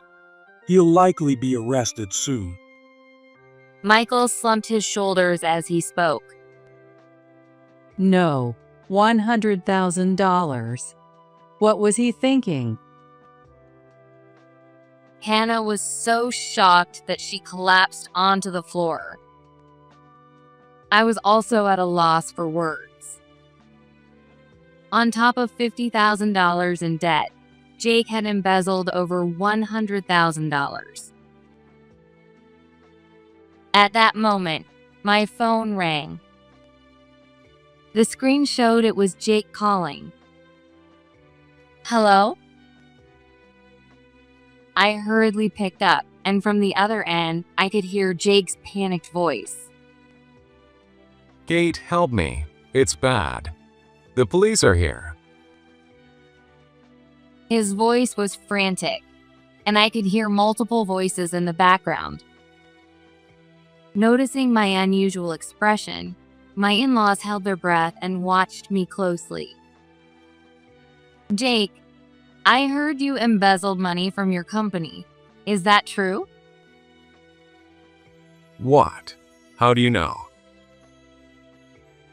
Your company just called your parents' house. What were you thinking? First, the debts, and now embezzlement? I can't believe how much I've come to despise you. Jake stammered, trying to make excuses. I was going to pay it back right away. I just borrowed a little, thinking I could return it before anyone noticed. Pay it back? You used the company's money without permission and think that's fine? What kind of nerve does that take? But come on. I thought if I had just a little luck, I could pay it all back quickly. I wasn't trying to steal it. I just borrowed it temporarily with every intention of returning it. Hearing Jake still try to justify himself made my anger boil over. Return it? With what? More gambling? You racked up $50,000 in debt, embezzled company money, and still haven't learned your lesson? As my in-laws watched anxiously, I continued pressing him. Earlier you said, I'm not like your dad, didn't you? But you're the same. No, even worse. At least my dad never touched his company's money. I heard Jake stop breathing on the other end. Then, in a small voice, he said, If only you had lent me the money, none of this would have happened. My voice rose in response. Do you even understand the gravity of your situation? This isn't just some personal financial dispute. The moment you touched company money, it became a criminal offense. I could hear police officers' voices getting closer, and Jake's breathing became more erratic. You've deceived people and taken things that matter to them. Do you not see that you're the one at fault? Were my mom's keepsake and the company's money just gambling chips to you? That's not what I meant. Not what you meant? Then what did you mean? The result is all that matters. You've destroyed things precious to me, betrayed your company's trust, and even hurt your parents. And yet, you're still making excuses? I could hear Hannah quietly sobbing in the background. Jake fell silent on the other end, unable to respond. At that moment, Michael extended his hand. Kate, may I take the call? I hesitated briefly before putting the phone on speaker and handing it to him. He sighed deeply before speaking in a heavy tone. Jake. Dad, you'll help me, right? Kate's just my wife, so she's an outsider. Blood ties mean family sticks together, right? Jake's voice became desperate as he clung to his father's words, pleading for help. His tone carried an expectation, as if believing that a father was naturally obligated to help his son. But Michael responded coldly. I'm cutting ties with you as my son. You stole from your company, betrayed trust, and even took Kate's precious keepsake without her permission. What? Cut ties? Dad, come on. That's too much.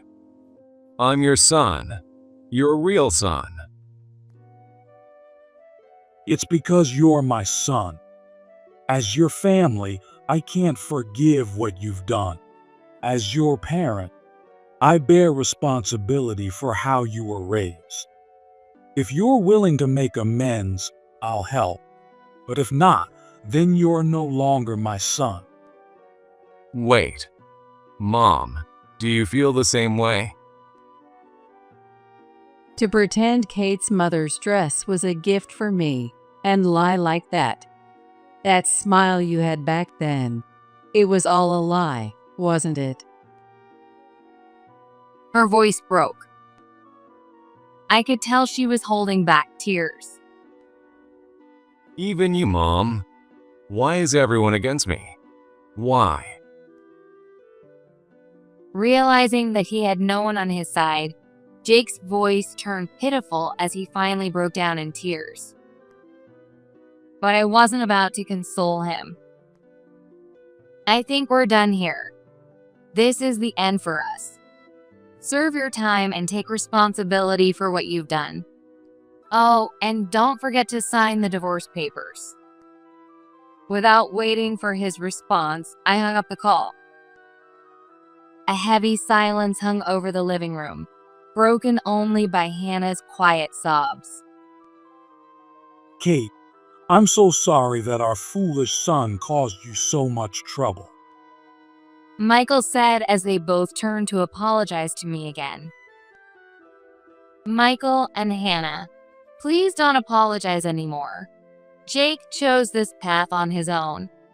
Besides, I'm already grateful to have my mom's dress back. As Hannah struggled to hold back more tears, Michael placed a comforting hand on her shoulder. Kate, it's late. Why don't you stay here tonight?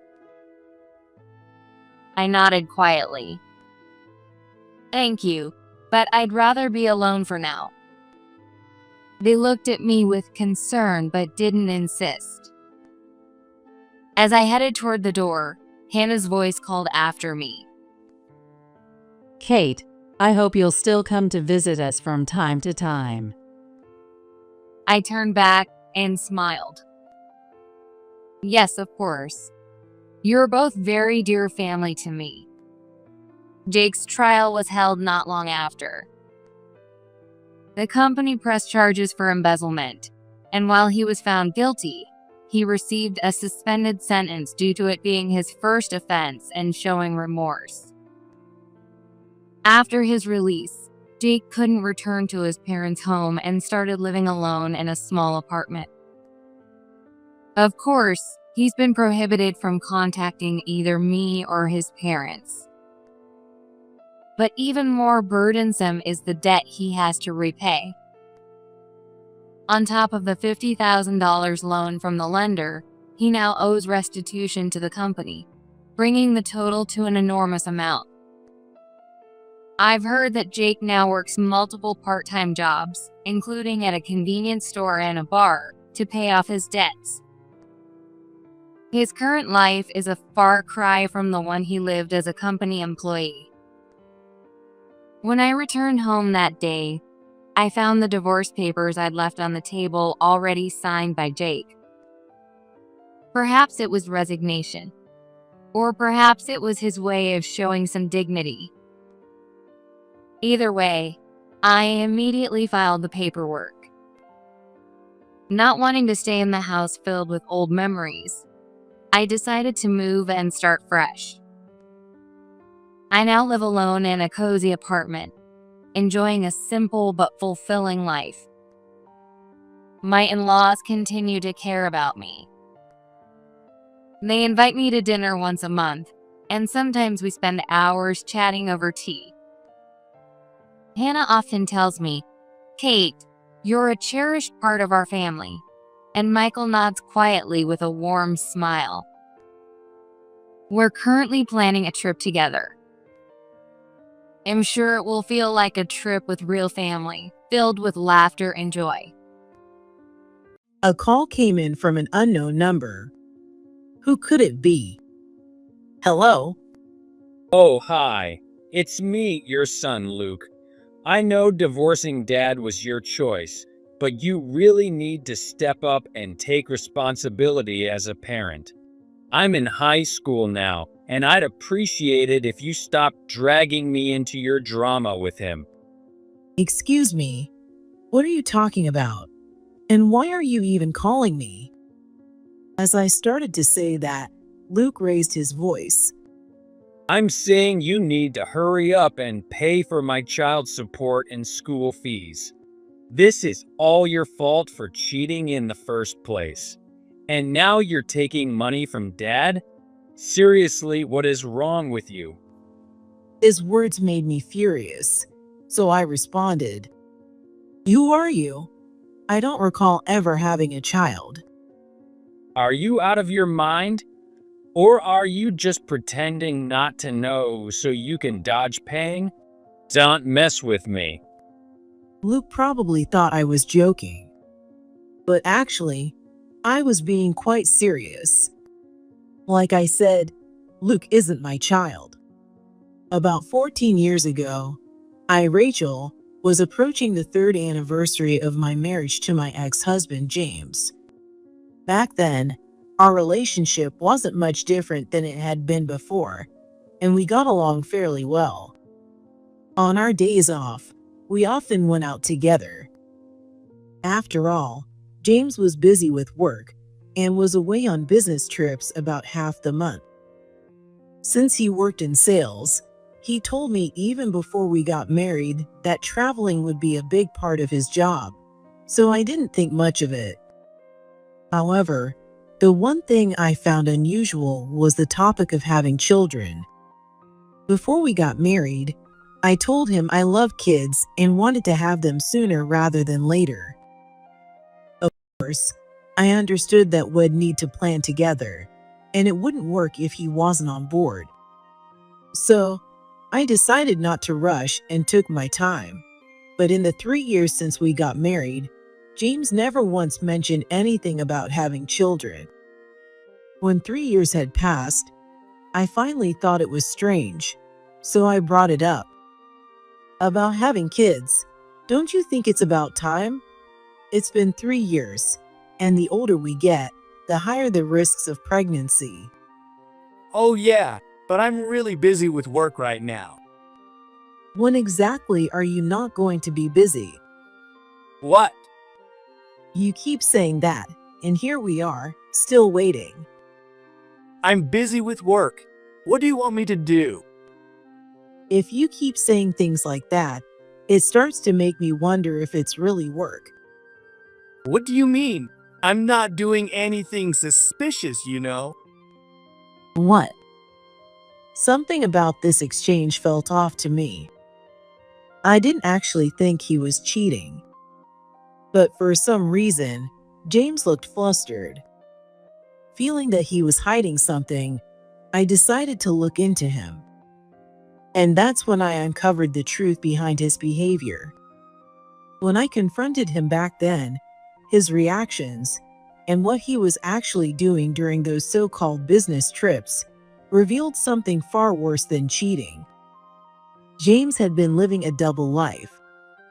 He spent half the month with me, his wife, and the other half with another family. But the most shocking part was that the other woman had a child. And that child was Luke, the same person who had just called me earlier. Luke was only 2 years old at the time, too young to understand what was happening. If there was any silver lining, it was that. Still, it was inevitable that someone would get hurt. Later, I decided to talk directly with the other woman, Olivia. When Olivia saw me, she greeted me casually, as if she already knew who I was. My first impression of her was that she wasn't very friendly. Despite the tension, I dove straight into the topic. I brought up James' double life, whether this arrangement was really okay, and who Luke's biological mother was. I laid everything on the table. But Olivia didn't so much as flinch. She showed no remorse and calmly began to answer. She confidently declared that she was Luke's mother. While James seemed to be trying to hide something, Olivia showed no intention of hiding anything and answered openly, which left me feeling slightly overwhelmed. Finally, I asked her what she planned to do moving forward. I'm not doing anything. I have no intention of giving up this life, and am fine with how things are. But I doubt James will want to have any more kids. Why do you think that? When I told him I was pregnant with Luke, he didn't seem very happy. When I asked him about it, he said it wasn't the right time to have kids. So Luke was more of a coincidence. Otherwise, I don't think James would have had any children at all. But he told me he liked kids. Does that mean he never intended to have children with me? At that, she gave a slight smile and said, Isn't it funny? If that were true, then why did I, someone who didn't particularly want kids, end up having one, while you, who says you love kids, never even got pregnant? Can you really say he loves kids? Well, honestly, I think James saying he loves kids was a lie. Maybe he thought agreeing with you would make him more attractive. It was probably just a line to win you over. That's not true. I wanted to argue back, but I couldn't. Somehow, it felt like she had hit the nail on the head. And James never really seemed to think seriously about having kids, at least not with me. Taking all that into account, I found myself thinking Olivia might actually be right. The most I could do was file for alimony. Seeing Olivia's confident expression only made me feel more miserable. A few days later, I filled out the divorce papers, handed them to James, and informed him about my alimony claim. Perhaps Olivia had already told him about me, because James accepted the papers and the claim without any questions. In the end, why did he even marry me in the first place? That was the only thing left on my mind. On the day I packed my things and left the house, I asked him why he had married me. Why? Honestly, I don't really know. Really? If neither of us knows why we got married, then maybe we shouldn't have gotten married in the first place. Yeah, you're probably right. If we hadn't, you wouldn't have that mark on your record now. But hey, it is what it is. You loved me enough to choose me, right? So let's just think of it as a mistake for both of us. From now on, let's live better lives. Thanks for everything. Same to you. I'll make sure to avoid someone like you in my next life. And with that, our marriage ended. After becoming single again, I decided to make a fresh start. I changed jobs and moved out of state. Taking on everything with a new mindset turned out to be a great experience for me. Sometimes I would get logistical messages from James, but we never asked about each other's lives. I suppose neither of us was interested. James had started his life, and I had started my new one. Nearly 10 years had passed without any contact when, unexpectedly, a call came from Luke. I wondered what he could possibly want, and to my surprise, he demanded that I pay for his child support, tuition, and other expenses. Since Luke was James and Olivia's child, it was obvious I had no obligation to pay any of that. When I tried to explain, Luke wouldn't listen at all. Aren't you ashamed of yourself as a mother? If you didn't want kids, then you shouldn't have had me. Hearing him say this over and over started to make me angry. Still, I knew that getting upset would only make him less willing to listen. So, I waited for him to calm down a bit. After a few minutes, I finally had a chance to speak. Can I say something now? First, I need to ask, how did you even get my number? That's obvious. I got it from Dad. Things at home haven't been great lately, so I thought something was off. And now we've finally run out of money for my tuition and everything else. Because of that, I've had to start working part-time. Dad said it's all your fault. He also told me a lot about you, like how you cheated, abandoned me and Dad, and left us behind. He even said you promised to pay money but never did. I never really asked him about the divorce before, but now I understand. It's all your fault. I see. I finally understood why Luke was so angry. If what James told him had been true, of course he'd be furious. But James had lied to Luke and even stirred him up against me. Hearing that made my blood boil with anger. We were divorced. What a nuisance to deal with this now. At the same time, I couldn't help but feel sorry for Luke. Even though he wasn't my child, I couldn't bring myself to just abandon him, knowing he'd been deceived. Since then, I'd remarried and had children with my current husband. As a parent myself, I felt it was only right to do the bare minimum for Luke. The first step was to tell him the truth. He was 16 years old, so he was old enough to handle an adult conversation. Luke, everything I'm about to tell you is the truth. If you want proof, we can even do a DNA test or anything else you need.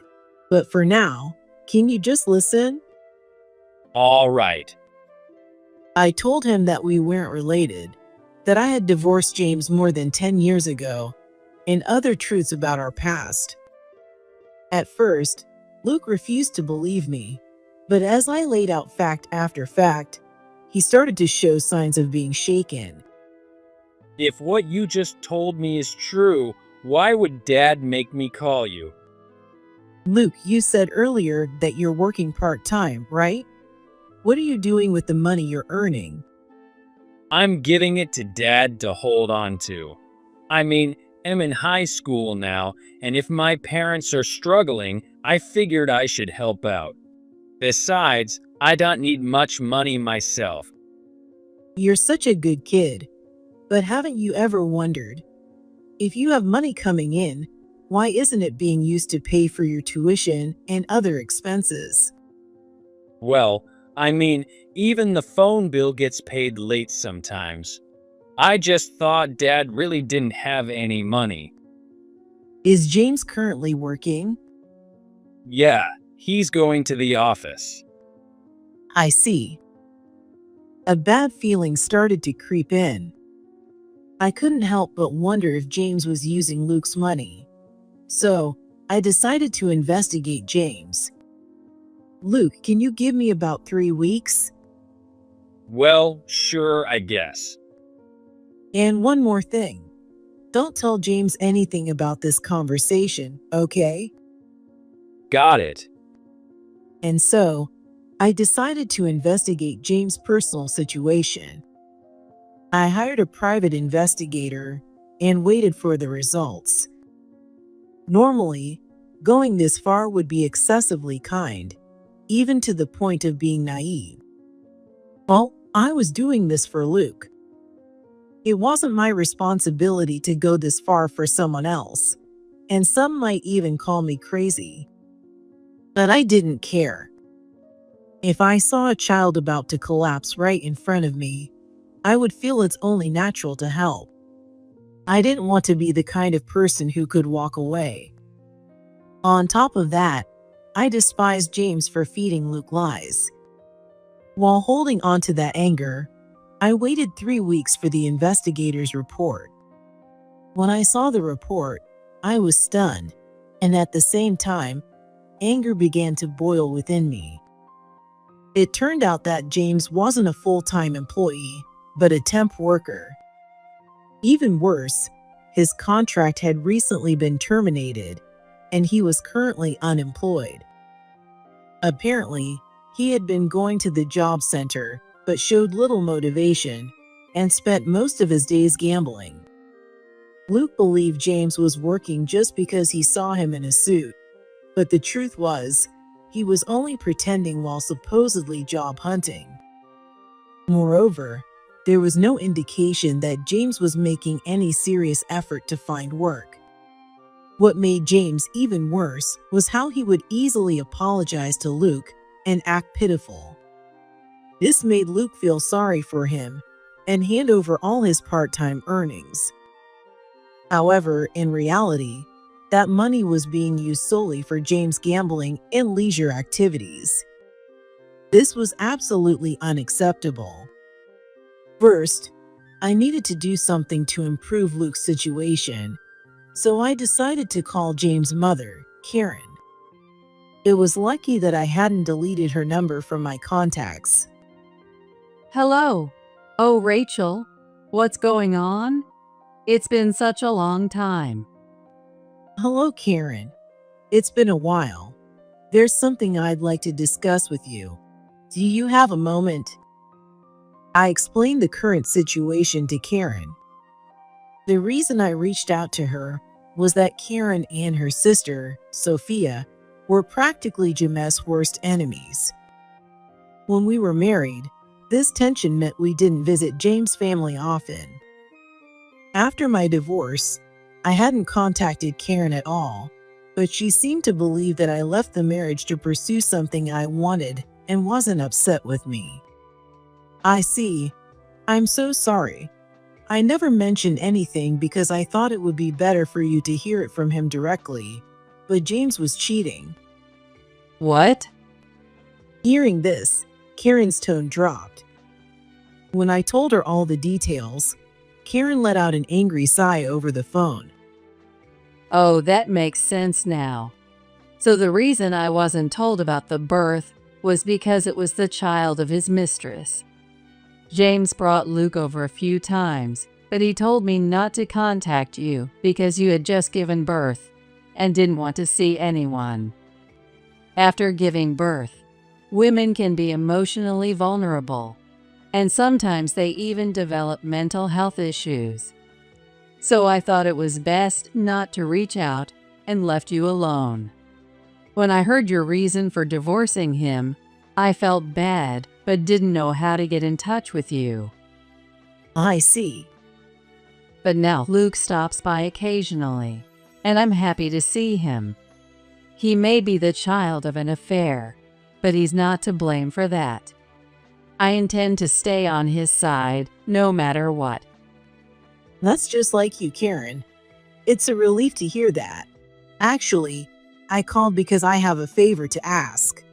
Could you take care of Luke? Of course. I can't believe James was using the money Luke worked so hard to earn for gambling. That man needs a serious wake-up call. I'll leave that part to you. But I'm worried Luke is so focused on supporting James that he's throwing away his own future. Please, let him live freely and grow up in a better environment with you and your family. Karen assured me she would do whatever it took to take care of Luke, and with that, his situation was resolved. Now, the only thing left to deal with was James. I contacted him a few days later and arranged to meet. I was still furious about the lies he had told. When James showed up at the cafe at the appointed time, his appearance had completely changed, looking worn and untidy unlike before. I never thought I'd hear from you. By the way, you've aged. Well, whatever. So, this is about Luke, right? You already know then. That makes things quicker. What were you thinking when you made him call me? What was I thinking? I just did it out of desperation. Lately, I've been totally broke. I got caught doing something shady at my last job and had to quit. Then Olivia suddenly left and everything's been slipping away from me. Oh, but my mom and Luke still think I'm going to work every day. As long as you act apologetic, it's easy to fool everyone, isn't it? Luke's your kid. Don't you feel bad for him? He's a great son who gives me money. You don't find sons as considerate as him. Really? Well, that's a relief. You just admitted everything in front of them. What do you mean? From the seats behind me, 3 people stood up and walked over to our table. What? You're seriously the worst. We heard everything you just said. Even at your age, you haven't changed a bit, have you? You're a disgrace as a human being. It was Karen, Sophia, and Luke. To make them fully understand the truth, I needed them to see James' true nature firsthand. James started panicking visibly, unable to string words together properly. As everyone scolded him, James glanced at me repeatedly, as if silently begging for help. Don't bother with that face. You need to accept everything you've done and fully understand what a worthless person you've been. And so, this incident finally came to an end. Afterward, James continued to face relentless criticism from everyone and was eventually forced to find a job. The job was arranged by Karen's husband and involves manual labor. Everyone agreed to send James off, hoping it would straighten him out. Karen's husband also instructed the company to deduct part of James' wages as child support. The money goes to Karen and is used for Luke's tuition and other school-related expenses. Luke has been living with Karen and her family since then. Having lost all respect for James, Luke has reportedly been treating Karen's family with kindness and gratitude. No matter what, Luke seems to be a truly kind-hearted boy. I'm still unsure if the actions I took were the right ones, but I believe things have certainly improved compared to before. I genuinely hope Luke finds happiness. As Karen said, a child who's born into this world is never at fault. My God, I'm pregnant with John's baby. I'll take the CEO's wife's position. In that moment, something snapped inside me. She had constantly mocked me, the wife of the CEO, flaunting her youth and always putting me down. She even stole my position as the CEO's secretary, and now she's trying to take my husband, John, away. If that's how it is, I won't hold back anymore. I'll drag you both straight to the depths of hell. I decided to congratulate John and Ava on purpose. I signed the divorce papers John handed me myself. Of course, I made sure to get a hefty alimony. A week later, the two of them held an extravagant wedding in Hawaii. Everything changed 1 week after that. Ava called me in a panic. Hey, John hasn't come home. You're his ex-wife. You must know where he is, right? Ava was quite panicked. As the situation unfolded exactly as I had imagined, I smirked. Oh, I didn't mention it before, but he's... What? I revealed the outrageous truth about John's secret life. My name is Maggie. I'm a 58-year-old part-time homemaker. I work as the CO's secretary at my husband John's company. At 6 a.m., I wake up earlier than John to make breakfast. Afterward, I head to work alone, tidying up and cleaning the CO's office. This has been my daily routine for years. I want John to have a comfortable environment to work in. At 8 a.m., John arrives in the CO's office. Oh, thanks, Maggie. You cleaned again today. I walk up to John and adjust his tie. It's no trouble, honey. I know you prefer working in a neat office. That's true. John and I had an arranged marriage. Although we didn't have children, we worked through life together, cooperating and compromising. This year marks our 30th wedding anniversary. The company John inherited from his father is thriving, and I've had no complaints about our life. Oh, by the way, the funding for the new projects you proposed. Victor said he'll support it. The transfer just came through. That's great. Vic has always liked you, you know. Thanks for handling that. At this company, John serves as the CEO, while his older brother holds the position of chairman. His older brother's name is Victor. John affectionately calls him Vic. Come to think of it, Victor helped fund another one of your projects before. Shouldn't you move forward with that one? When I casually brought it up, John frowned. Don't worry about that. I've got it handled. All right. Today's schedule is completely free, right? Yes, just like you said. John smiled, clearly pleased. Perfect. There's someone I want to introduce you to. I'll bring them here, so wait a bit. Sure. Someone he wants to introduce me?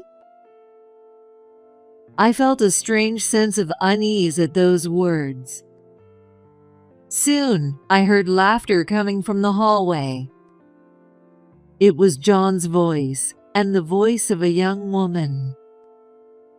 As the door to the office opened, the two of them entered, their camaraderie all too obvious.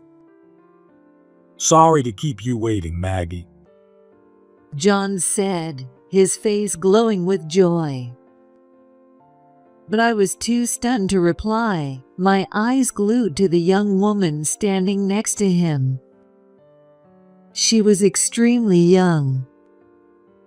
Her hair was a light brown, almost golden, and she was dressed in a mini skirt that fully exposed her thighs, paired with a camisole with a plunging neckline.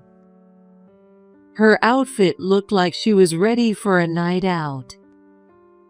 However, the woman in front of me wore it flawlessly, and I was struck with awe, thinking, so this is what youth looks like.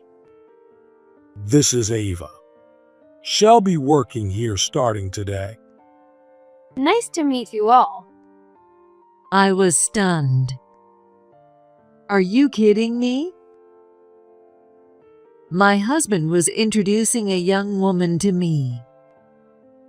That alone was enough to make my heart race in discomfort.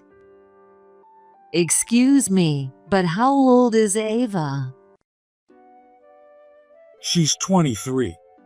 The other day, I was out at a bar with some friends, and she started talking to me. We just clicked, and honestly, her youth and energy were refreshing. Don't you think she'll boost morale around here? Oh, well, I guess. He was probably being completely serious.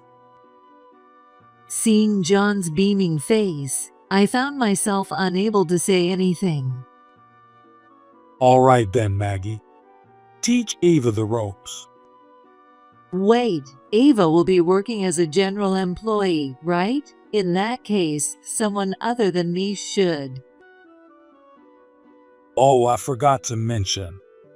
We've decided to go with a two-secretary system from now on. So teach Ava the secretary duties. A two-secretary system? Is that really necessary? Come on now. You're getting up there in years, aren't you? It wouldn't hurt to pass some of your workload to the younger generation. Hearing John laugh so nonchalantly, I felt a sharp pain in my chest. Getting old, the way you said that. Anyway, I'm heading out for a personal errand. Maggie, I'm counting on you to train her. With that, John left the office, leaving me alone with Ava. I took a deep breath to calm myself. When John decides something, he tends to barrel ahead. And he always ends up failing and regretting it later. This pattern has repeated many times throughout our marriage. There's no point arguing at a time like this. For now, I'll just go along with it. After all, it's bound to fail again. Hey, Maggie. Ava tapped me on the shoulder. Yes? How old are you? I thought it would be unfair to not answer when she had told me her age, so I spoke honestly. I'll be 58 this year. However, it seemed my sincerity didn't reach her. Wow, you're the same age as my grandma.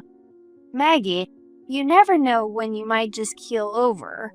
And you're still working. That's kinda sad. I forced a strained smile. I enjoy my work. It's not sad at all. Oh, I see. The sad one must be the John then. Poor guy, having to be stuck with some old lady at home and at work. Her words kept coming, one after another, and my face grew tense. What exactly are you trying to say?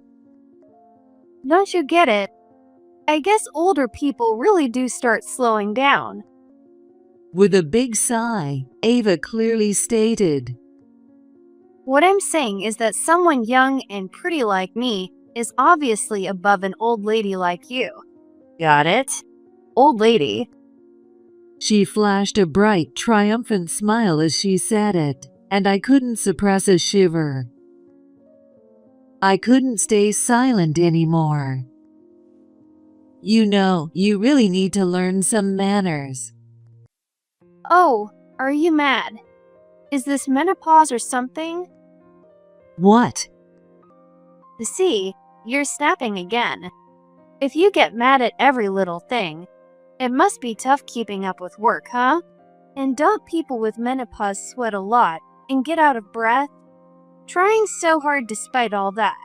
It's pathetic. Why not retire already? As I stood there, dumbfounded, Ava leaned in and whispered in my ear. While you're at it, why not retire from being the CEO's wife too?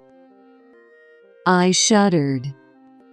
This woman intended to take John away from me. I raised my voice without thinking. That's enough. With that kind of attitude, there's no way I'm teaching you anything. Leave this company right now. I expected an argument, but Ava simply stared at me. Tears began to flow from her eyes. I'm sorry. What? I didn't mean it like that. I just wanted to be friends with you, so I was joking around. But you're being so mean, so cruel. Ava collapsed onto the floor, sobbing.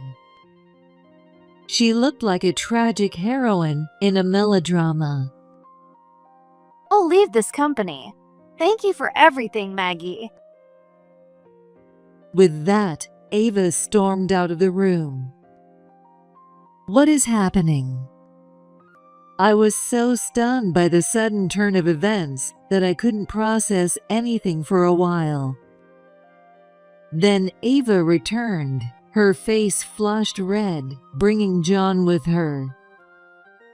What the hell are you doing? His sudden shout made me flinch. What's going on, honey? Ava told me everything. You yelled at her, didn't you? That's because she said such awful things. Don't lie. I heard your conversation myself. What? It turned out Ava had recorded our argument on her phone. The audio started right at the moment when I was scolding her, making it sound like I had suddenly lashed out for no reason and reduced her to tears. So that's why Ava had apologized so meekly back then, even crying quietly. I bit my lip in frustration. You don't trust me? Trust you? Ava came to me in tears, telling me about your behavior. There's even a recording. It's obvious whose story is credible here. A secretary who bullies employees like that is fired effective immediately. What? I couldn't believe my ears. I had been supporting John both at home and at work for years. And now he was choosing Ava, a woman who had just joined the company, over me? Wait a minute, if I'm gone, who's going to handle the secretary work? Ava, of course. That's impossible. And what about Macau? I caught myself and swallowed the rest of my words. I rephrased in a way only John and I would understand. You know, your little hobby. I'll take care of that myself. I'd rather have someone pure and sweet like Ava than a liar like you.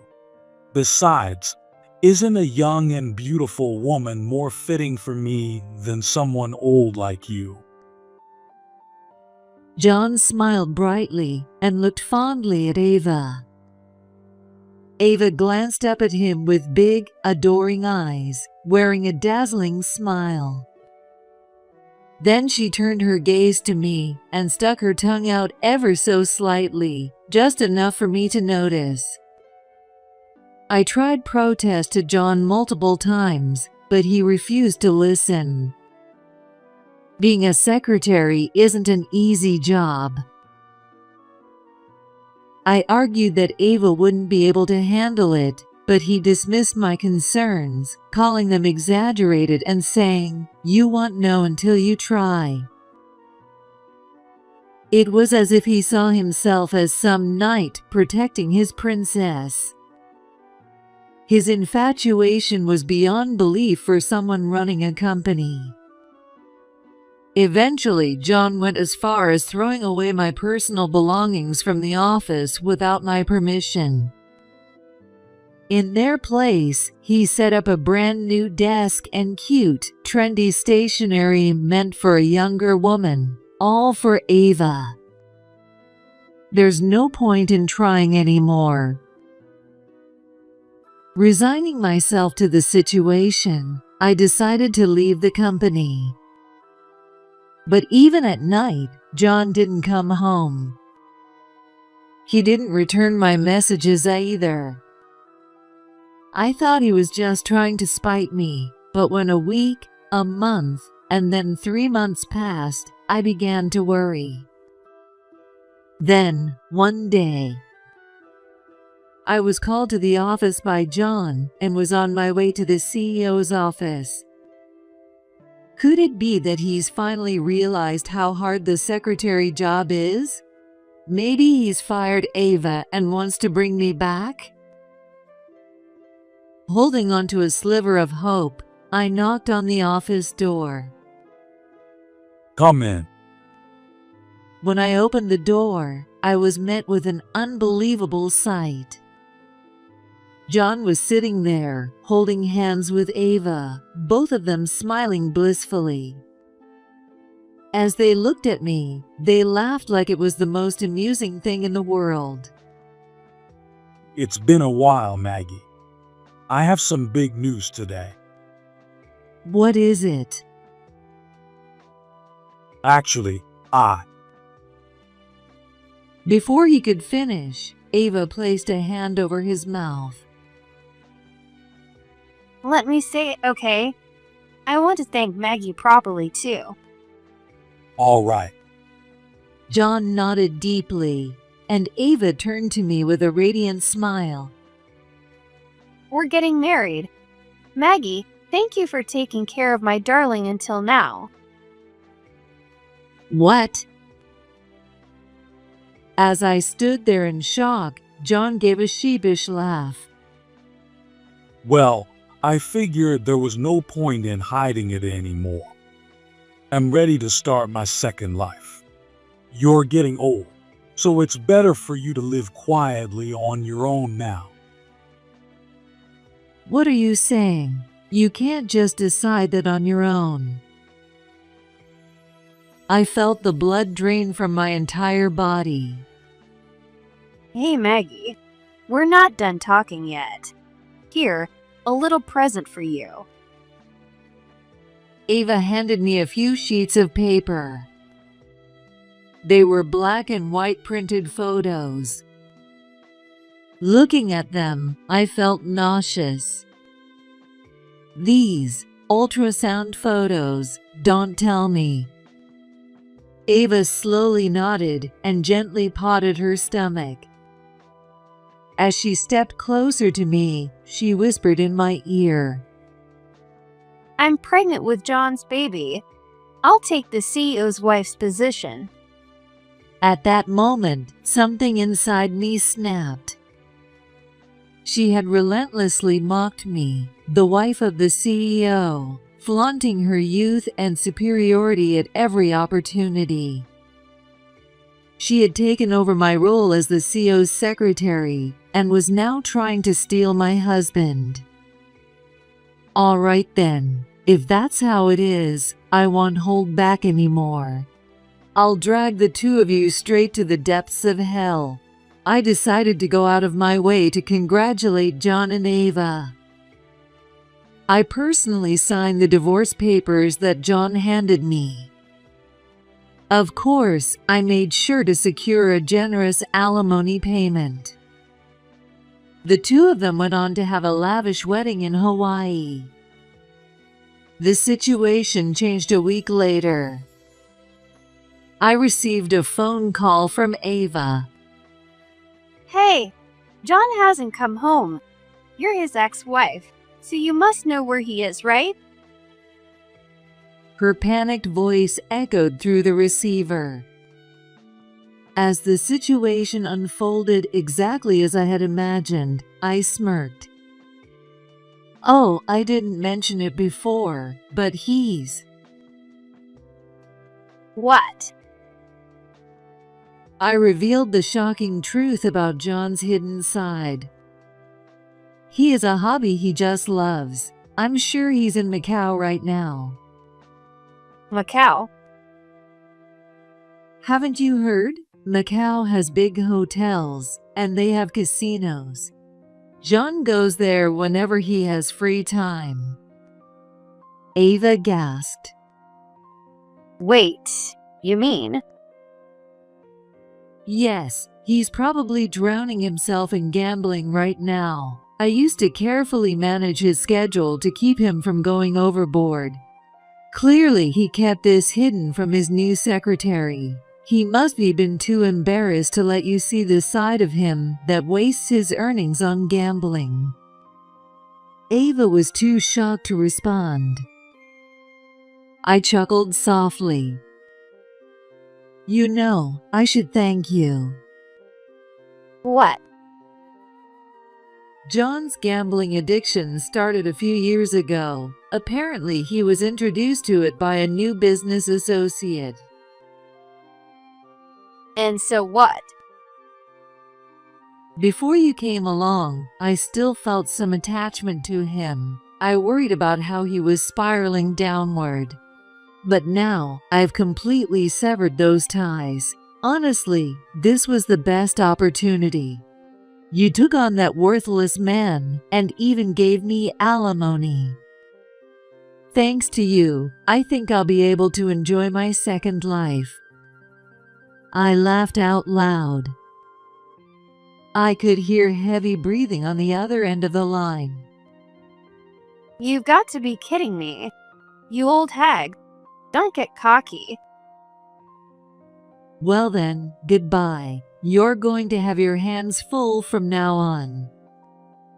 With a sarcastic tone, I ended the call, ignoring Ava's yelling on the other end. A few days later, I was relaxing in my new apartment when my doorbell rang. A delivery, but I didn't order anything. Feeling suspicious, I looked through the peephole. Standing there, his face bright red, was my ex-husband, John. I know you're in there, Maggie. How dare you tell Ava about that? Oh, the gambling, I see. Understanding the situation, I decided to open the door and invite him in. He must be hired a private investigator to find out where I was. Running away now would just make him chase me further. It was time to settle this once and for all. I have some important information I need to tell him. I prepared a clear file containing the documents before opening the door. Long time no see, John, I said with a graceful smile. Long time no see. You destroyed my family, and you can still smile? John leaned in, shouting in my face. He was trying to intimidate me, but after all our years together, I was immune to his tactics. Your face is so red. What happened? None of your business. I couldn't help but laugh. He had come all this way just to vent his anger. But I already knew what was going on. You had a fight with your new wife, didn't you? Shut up. Ava, I bet it's hard for you to handle most of your income being spent on gambling. Didn't she tell you she'd manage your salary and put you on an allowance? John froze, his eyes wide with shock. How did you? Did you plant a bug on me or something? He questioned me with a serious expression, but I burst into laughter.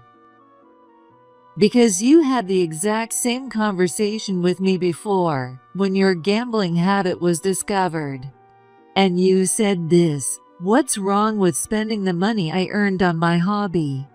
I'm sure you said the same thing this time too. So you fought with Ava and came here to take it out on me, didn't you? John bit his lip, clenched his fists, and stayed silent. Don't underestimate a wife of 30 years. Looking at his frustrated expression, I thought this to myself with satisfaction. You should be grateful that I was your secretary. I managed your schedule so carefully that I minimized the time you could spend gambling. I was making sure you didn't ruin yourself. Do you think Ava, a clueless 23-year-old, can handle that?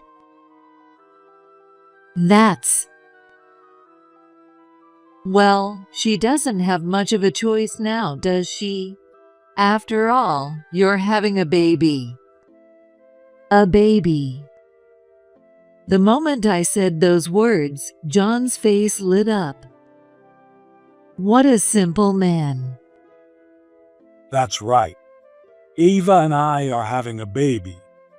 Unlike you, who couldn't have children, Ava can give me an heir. You lost as a woman. John looked down at me with a smug expression, as if he had triumphed. Well, good for you. We're happy now. Don't you dare try to destroy my family again. I came here to warn you today. John pointed at me sharply. I tilted my head, feigning confusion. Me, destroy it. I have no intention of doing that. In fact, I want to help you. Help me? Clearly unable to comprehend, John stood there with his mouth agape. Have you taken Ava to the OB-GYN? That's a place for women. Ava said she wanted to go alone, so I haven't gone with her. You've seen the ultrasound photo, right? The glossy, thick photo paper? No, the one I saw was just thin, regular paper. I see. I pulled a few photos out of the clear file I had prepared and handed them to John. The black and white pictures filled with static noise. It's an ultrasound photo of a baby. John's eyes widened. What? Are you pregnant? Of course not. These are the gifts Ava gave me. She's so thoughtful, isn't she? Printing extras for me online. Online? John's face twisted with confusion as I handed him another piece of paper. It was a printout of a blog article. The article was written 2 years ago. The content includes a pregnancy announcement and an ultrasound photo. Compare these photos to the ones from the article. Notice anything? John alternated between the photos and the article, his face gradually turning pale. It can't be. Exactly. I overlapped the copied article photo with Ava's ultrasound image and held them up to the light. From the static noise to the shadow of the baby, they matched perfectly. Have you heard of reverse image search? It's a tool that lets you find similar images on the internet. That's how I found this blog. It looks like she copied the article and neatly cropped out the photos for herself. Then, does that mean the whole baby thing is? John's face went completely white, and he looked like he was about to collapse. I decided to give him the final blow. It's a lie. There's no baby in her stomach. John collapsed. No way. She wouldn't lie about something like that. That's impossible. I bought her everything. Expensive clothes, bags, even a pricey engagement ring. John pounded the floor with his fists, his emotions spilling out uncontrollably. The sight was so pitiful that I couldn't help but smirk. Too bad you won't be a father. Honestly, considering your age, it's questionable whether you even have the ability to get her pregnant. Thinking that just because she's young, she'd definitely have a baby, that was naive. Oh no. Why don't you ask her about the truth yourself? I'll call her over right now. John was too defeated to argue. He simply hung his head in silence. I called Ava to my apartment. After some time, my doorbell rang, and I opened the door. When Ava saw me standing with John, she let out a scream. What the hell are you doing? Are you trying to take John back? No, I told you, I'm thankful for everything you've done. There's a baby in my stomach. You can't tear us apart.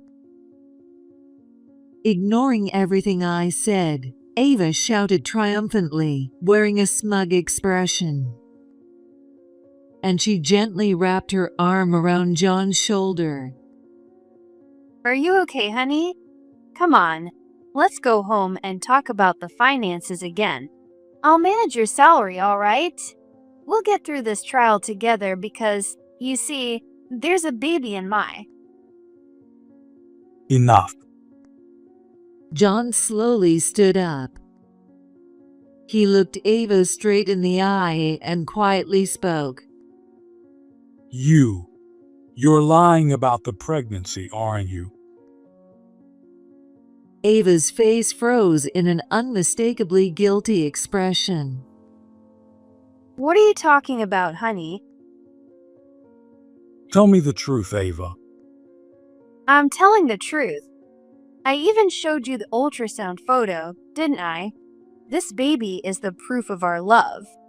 How could you deny that? You're so cruel. Ava collapsed onto the floor, sobbing uncontrollably. But soon, she lifted her head and glared daggers at me. I bet this old hag fed you some nonsense. She's just jealous because she's old and wrinkled while I'm young and beautiful. Ava snorted arrogantly. I gave her a calm smile in return. Is that all you have to say? Hey, John, let's just go home already, okay? Ava tugged at John's arm. John brushed her hand away. Enough, Ava. What? John shoved the blog article printout and the ultrasound photo in Ava's face. You can't lie your way out of this anymore. I believed in you. Why would you lie to me like this? When you told me you were pregnant, I was so happy I cried. At that moment, all emotion drained from Ava's face. John. What? Ava looked up at him with tearful eyes, her gaze soft and pleading. I just wanted to know if you truly love me. I was scared you were just playing around with me. So I said I was pregnant. But then, you told me you wanted me to have the baby, and I was so happy. Ava's radiant smile softened John's anger. I see. So you lied because you love me. That's right. And we can make a baby now, can't we? With my beauty and your intelligence, we'll have an amazing child. He'll inherit the company someday, and make us tons of money. That's not going to happen. I interrupted, bringing the two back to reality. Hey, we were having a moment here. Do you think this man has money? I asked calmly. Of course, he's the CEO, isn't he? I see. It's true our family business has been stable for generations. But that's the company as a whole.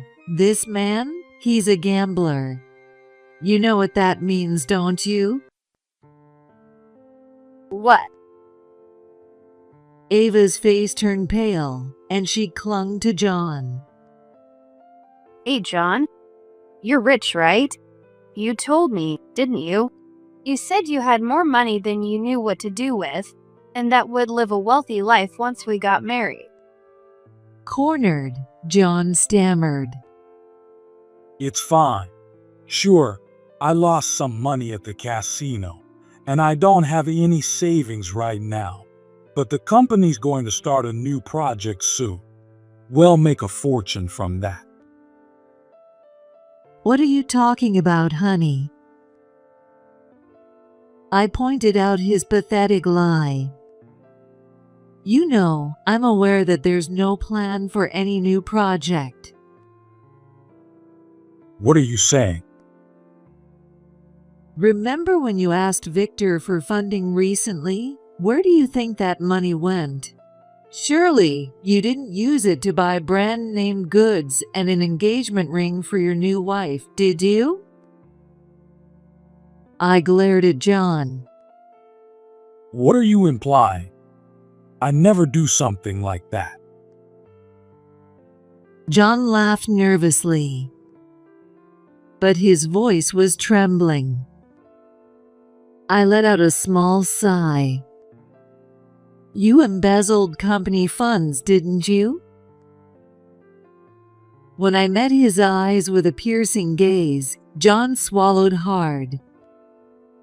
I had my suspicions. This year, you kept saying, I'm starting a new project, and got funding from Victor multiple times, but the projects never moved forward. You didn't even try, and then it was just one new project after another. It would have been strange not to be suspicious. So, I talked to Victor and decided to get solid proof. You and Victor teamed up. Then the deposit from Victor that day was a trap. You transferred the funds for the new project directly into your own account, didn't you? Normally, you'd use multiple accounts to cover your tracks, but this time you went straight to your own account. What happened? Were you that desperate for money, trying to prove to Ava that you were wealthy? It seemed I had hit the mark, as John mumbled incoherently. I delivered the final blow. You're done. You'll be arrested and live the rest of your life as a disgrace. Shut up. It was all within the family. I'll probably just get probation, and Vic will pay the bail anyway. Even if I'm prosecuted, I'll be out in no time. John tried to convince himself as he spoke. Why do you even know about this? I fired you. This has nothing to do with you anymore. Victor told me. Vic did? Yes, Victor hired me. What? John's mouth fell open in shock. I explained calmly. Victor reached out to me right after he heard that you had abandoned me. He apologized for the terrible thing his brother had done and asked if he could rehire me himself. I agreed immediately. You didn't know, did you? Vic was hiding this from me. That bastard. am grateful to him. He put me in charge of managing his schedule. The pay is even better than before." I smiled brightly, and John ground his teeth in frustration. That bastard Vic. I'm going to confront him right now. It was at the very moment John was about to leave the house. Wait, hey! Ava grabbed his arm. She yanked him toward her, their faces inches apart. Her expression was terrifying, like a demon's. Hey, old man. What? John recoiled at the low, cold tone of Ava's voice. She took a deep breath and screamed. You tricked me, didn't you? You bragged about being rich, but it turns out you're just an old broke criminal. Are you kidding me? I'm sorry, Ava. John stammered, trembling as he gently held her hand. He looked her in the eye and spoke slowly. But it's okay. I'll probably get probation and I'll be able to come home, even if I'm kicked out of the company. We can be happy together, even without money. Are you freaking kidding me? Ava yanked her hand away and glared at John as if he were trash. Why would a young, beautiful woman like me live with a broke old man like you? I even lied about being pregnant to get you to marry me. What a waste of my time. And now my record's ruined because of this marriage. This is the worst. Ava shoved John aside and stormed out of the room. Wait, Ava. Shut up. Bang! Ava slammed the door as she left. John, abandoned by his beloved new wife, stood frozen in the entryway like a ghost. I addressed him calmly. Leave. This is my house. Hey, Maggie. What? Can't we start over? I'll be the CEO, and you can be my secretary, just like before. John smiled awkwardly, trying to appeal to me, and I shook my head firmly. Impossible. I hate you. I never want to see your face again. John's eyes widened, and he began trembling. Enough of this. I opened the door and pushed him out.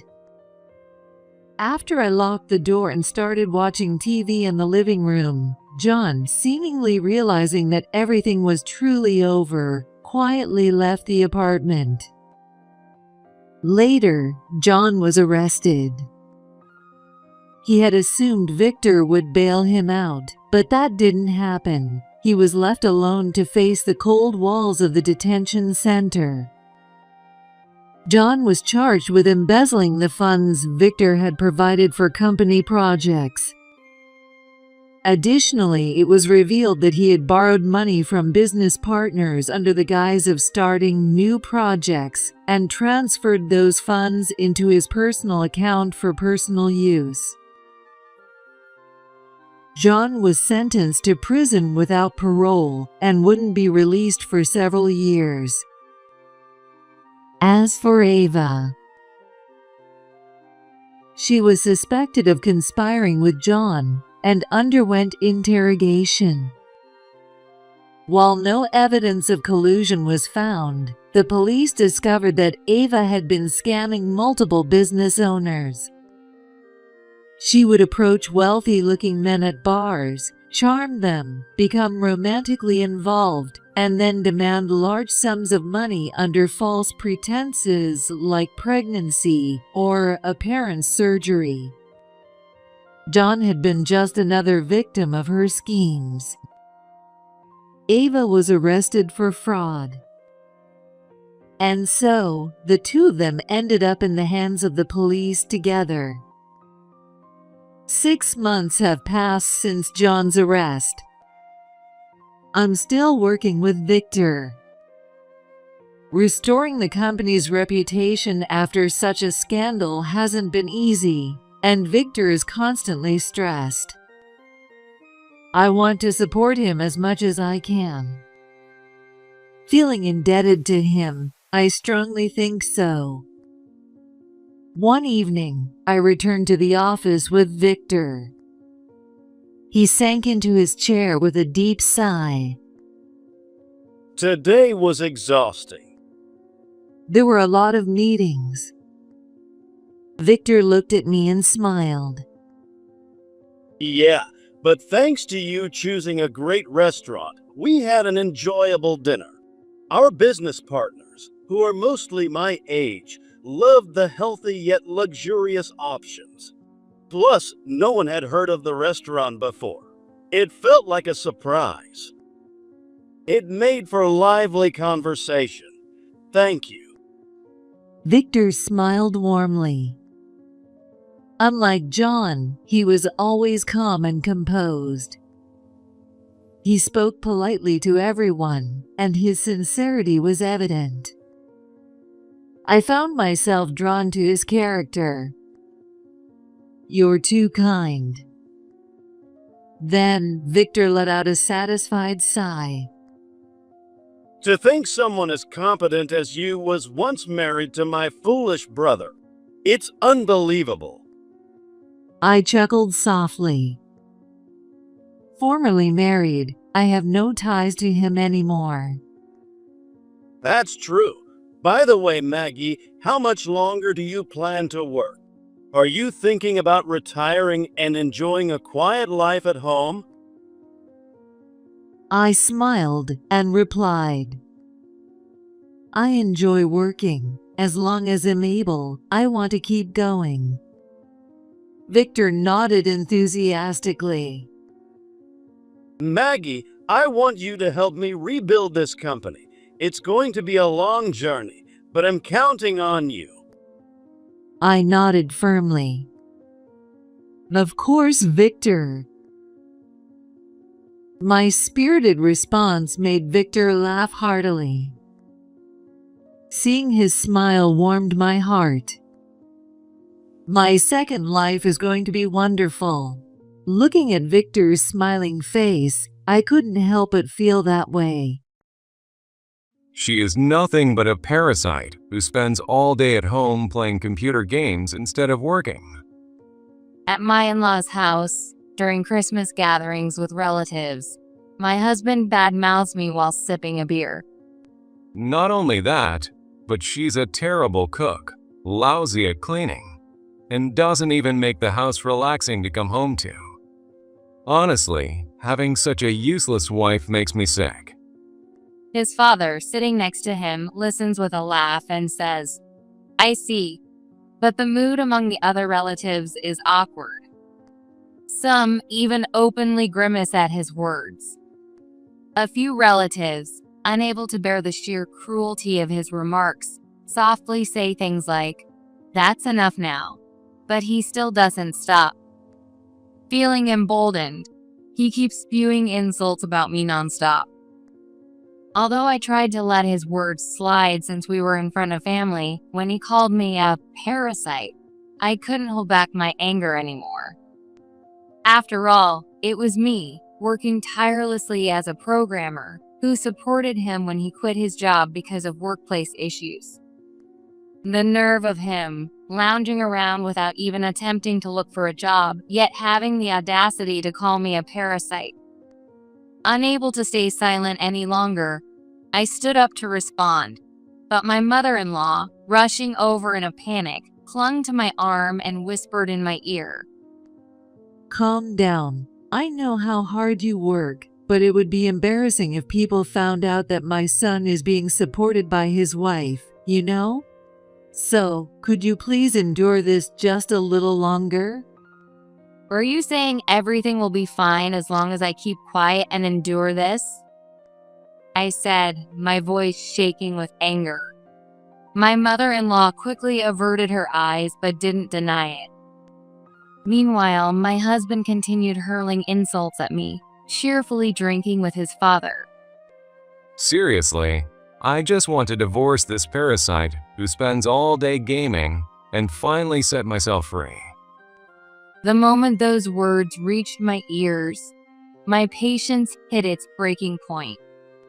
I stood there with my fists shaking and my eyes wide with anger.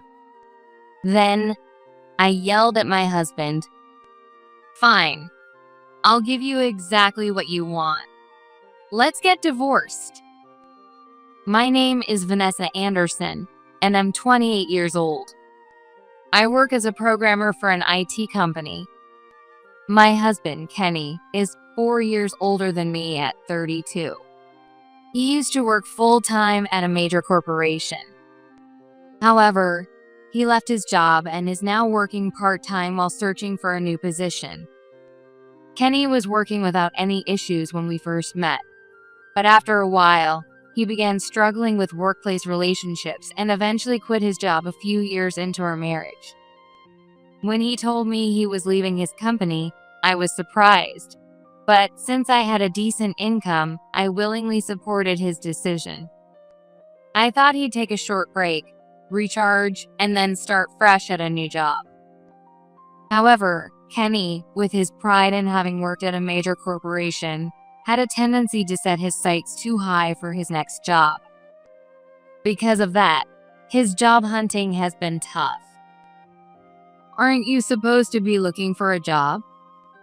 I asked sharply, addressing Kenny, who was sprawled on the couch playing mobile games. For a while after quitting his job, he had been actively searching for work, but lately, he had even stopped trying. Now, he works part-time, making about $800 a month, and spends his free time lounging around and playing games like this. Kenny glanced at me briefly, then turned his gaze back to his phone, responding in an annoyed tone. I am looking for it. It's just that no company out there can properly appreciate my abilities. It's not my fault. Having faced repeated rejections during interviews, Kenny started blaming the companies for his inability to get hired. Gradually, he lost all motivation and has since stopped job hunting altogether. I put my hands on my hips, glaring at Kenny as he made his lame excuses. "If you keep saying things like that, you're never going to find a job again. What are you planning to do if you can't get a full-time position?" Doesn't matter. You're earning money, so we're not struggling, right? Hearing him shamelessly declare his reliance on my income, I stood there, dumbfounded, my mouth hanging open. "Are you not embarrassed? If you were helping out with housework to support me, that'd be one thing. But all you do is sit around, contributing nothing, and live off my income." What did you just say? Kenny, who had been laughing and playing his game just moments before, suddenly scowled and glared sharply at me. Do you know who supported you all this time? It's the husband's job to provide, and the wife's duty to support him during tough times. Don't you dare talk big to me again. His yelling, high-pitched and frantic, reminded me of a stray dog. I watched him with a blank expression, realizing it was pointless to argue further, so I stayed quiet. But perhaps my silence only made things worse.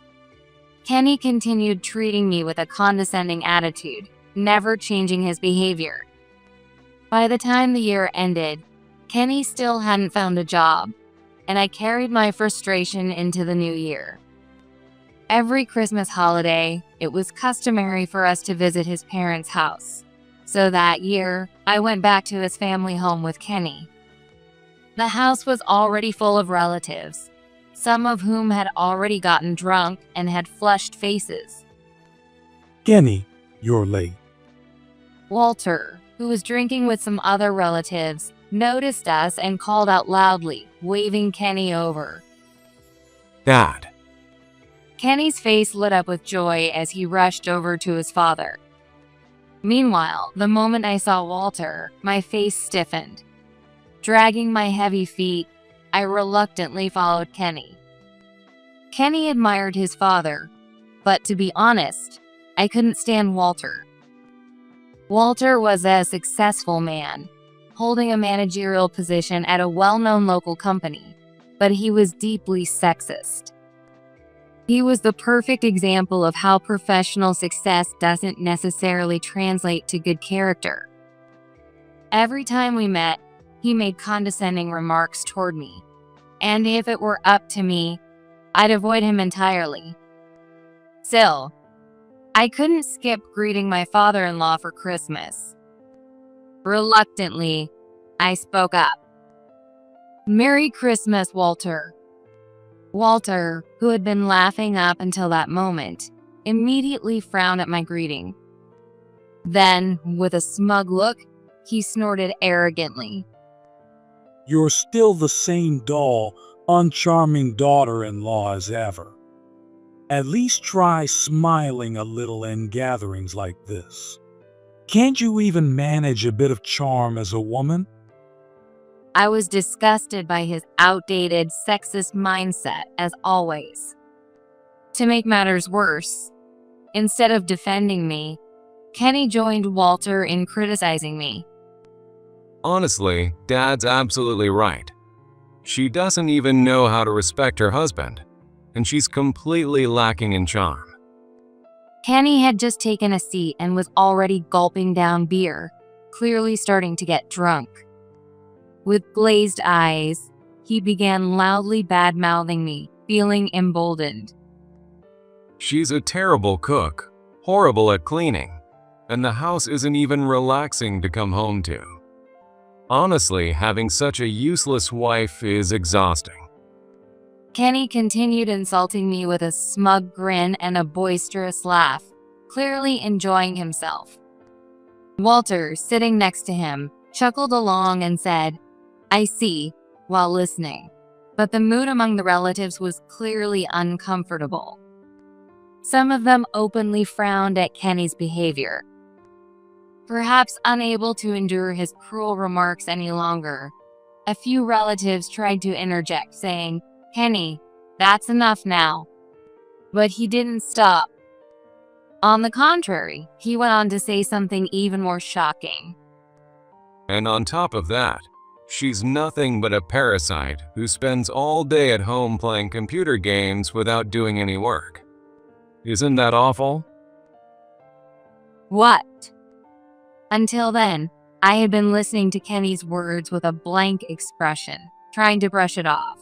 But the sheer absurdity of his statement made me snap out of it and raise my voice. A parasite? What on earth is this man talking about? If anyone here was a parasite, it was Kenny, who lazed around without even attempting to look for a proper job. Then, to make matters worse, Walter, fully aware of Kenny's jobless status, added his own ridiculous remark. Even so, Kenny is truly remarkable for providing for such a parasite. He's fulfilling his duties as a husband. Thanks, Dad. The two of them smiled as they poured beer into each other's glasses and happily continued drinking together. I watched them with utter disbelief, but I couldn't stay silent anymore. I stood up, ready to speak out. However, just as I opened my mouth, Kayla, my mother-in-law, rushed over in a panic. Clinging to my arm, she leaned in and whispered in my ear. Vanessa, calm down. I know how hard you work, but it would look bad if people knew a husband was being supported by his wife. So, could you please hold back just a little? Are you saying everything will be fine as long as I keep quiet and endure this? I asked, my voice filled with anger. Kayla quickly averted her eyes but didn't deny it. Meanwhile, Kenny kept hurling insults at me, laughing as he happily drank with Walter. Honestly, I just want to divorce this game-addicted parasite and finally set myself free. The moment those words left his mouth, my patience reached its limit. I stood there with my fist shaking and my eyes wide with anger. Then, with a face full of anger, I shouted at Kenny. "Fine. I'll give you exactly what you want. Let's get divorced." My shout echoed throughout the room, stunning everyone into silence. Even Kenny and Walter, startled by my sudden outburst, stared at me with blank expressions. Taking advantage of the silence, I began correcting Kenny's ridiculous claims one by one. "You've been calling me a parasite over and over. But if anyone's a parasite here, it's you. What?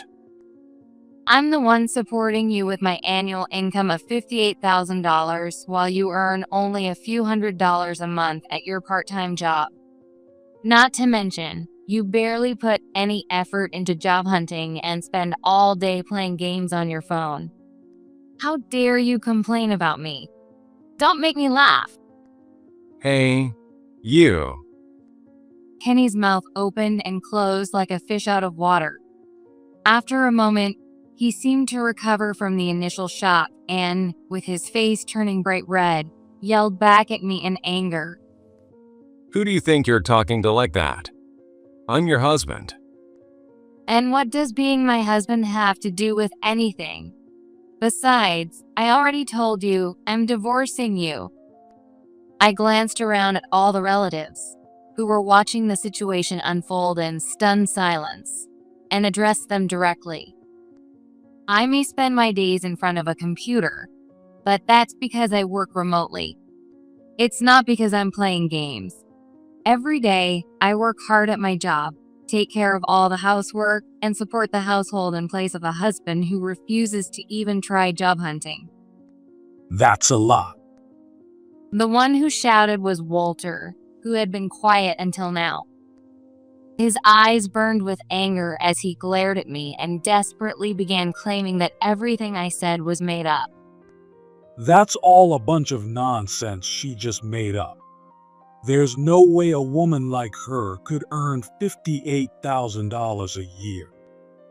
Hearing his words, I calmly pulled out my phone. I opened my company's website and navigated to the page showcasing employee achievements, where my interview article was featured. I held up the screen for Walter to see. The article included my photo and initials, making it impossible for him to claim it wasn't me. "Does this give you a clearer picture of how much I contribute to my company?" I said with a cheerful smile. Walter's face twisted with frustration, and he fell silent, clearly at a loss for words. At that moment, Kayla, who had been frozen in shock until now, suddenly snapped out of it. She grabbed my arm as if trying to diffuse the tension. Come on, Vanessa. Why don't you come help me in the kitchen for a bit? With a forced smile on her face, Kayla's expression made it crystal clear. She didn't want me to escalate the situation any further. But I coldly brushed off her hand. "I'm divorcing him, so I don't see why I should feel obligated to help out in someone else's kitchen." Vanessa, please don't say such things, all right? "If you need help, why don't you ask your son? Although, considering he's the one spreading lies about supporting me while playing games all day, I doubt he'd be much help." Jeez. Kenny gritted his teeth, unable to come up with a response, but he still refused to admit his lies. Squirming under the relatives' disdainful gazes, he began shouting nonsensical arguments. You're only acting so high and mighty now, but you'll regret it soon enough. You're the one who will struggle if we get divorced. "Excuse me?" I raised an eyebrow and let out an exasperated sigh. Had this man even been listening to anything I said? With my income and the fact that I already handled everything at home by myself, There was absolutely nothing for me to lose by divorcing Kenny. But judging by the smug look on his face, he genuinely seemed to believe I'd be in trouble without him. And why exactly would I struggle after divorcing you? The fact that you've stayed here despite having an income is proof enough. If you hadn't left me yet, it means you'd be in trouble if you did. If you keep making such a fuss over nothing, I really will go through with the divorce. Are you sure about that? Kenny's nonsensical logic was exhausting, and I didn't bother hiding my irritation as I replied. Yes, I'm sure. Feel free to go ahead. What did you just say? I haven't divorced you until now because I was worried it might hurt my chances of getting promoted. But that's not an issue anymore, so we can divorce anytime you'd like. I had a female supervisor at my company who was set to be promoted, but she went through a divorce just before the promotion, and shortly afterward, the promotion was called off. Hearing that story made me worry that if I got divorced, I might lose my chance at a promotion as well. But just recently, the project I had been leading was a success, and I've already been promoted. In other words, there was no longer any reason for me to hesitate about divorcing him. When I explained all of this, Kenny glared at me with a frustrated expression, grinding his teeth in anger. Oh my God, Vanessa, you've been promoted despite being a woman? That's amazing. Kayla clapped her hands together and said this cheerfully with a big smile. While it was nice to be complimented, I couldn't help but doubt the sincerity of her words. She was probably just trying to lighten the mood and intentionally putting on a bright front to smooth things over. Smiling as she said things like, "Working women are so inspiring," Kayla approached me again. Then, still smiling but with her brows slightly furrowed, she spoke in a pleading tone. But if you go through with the divorce, won't it become harder for you to work, Vanessa? And Kenny would struggle without someone to support him. Could you reconsider and not go through with the divorce? So this was how she really felt. I sighed deeply. I was about to firmly reject Kayla's request, but before I could, Walter's angry voice cut through the room. What nonsense are you spouting? We don't need a wife who dares to defy her husband. And a wife who prioritizes her job over housework is utterly disgraceful. Kayla shrank back at Walter's outburst and fell completely silent. And after that, she didn't say another word. Kayla was always like this. She didn't mock me the way Walter did, but she couldn't oppose him and always ended up doing exactly as he said. Kenny, you should just dump a wife like her. Well, but Dad. While Kenny faltered under Walter's pressure, I reached into my bag, pulled out the divorce papers, and began filling them out right then and there. Seeing this, Kenny's eyes widened in shock. Why do you even have divorce papers? I prepared them so I could divorce you anytime. I'm so glad I brought them today. Ignoring Kenny's bewilderment, I calmly filled out the necessary details and signed the document. Then, I handed it to Kenny. Here you go. Kenny hesitated, his face sour, but unable to back down, he took the papers. With a scowl, he quickly scribbled down his information, then threw the papers back at me in a huff. There. Happy now? Yes, very happy. Thank you. I replied with a bright smile, which only made Kenny click his tongue in frustration. Now that you've got what you wanted, get out of here and send all my stuff over to me. You don't need to tell me twice. I'll leave right away. Well then, goodbye, everyone. With a cheerful tone, I said my farewells and strode confidently out of the room, leaving the stunned group of relatives behind. That day, when I returned my home, I grabbed a large cardboard box and began packing up Kenny's belongings one by one.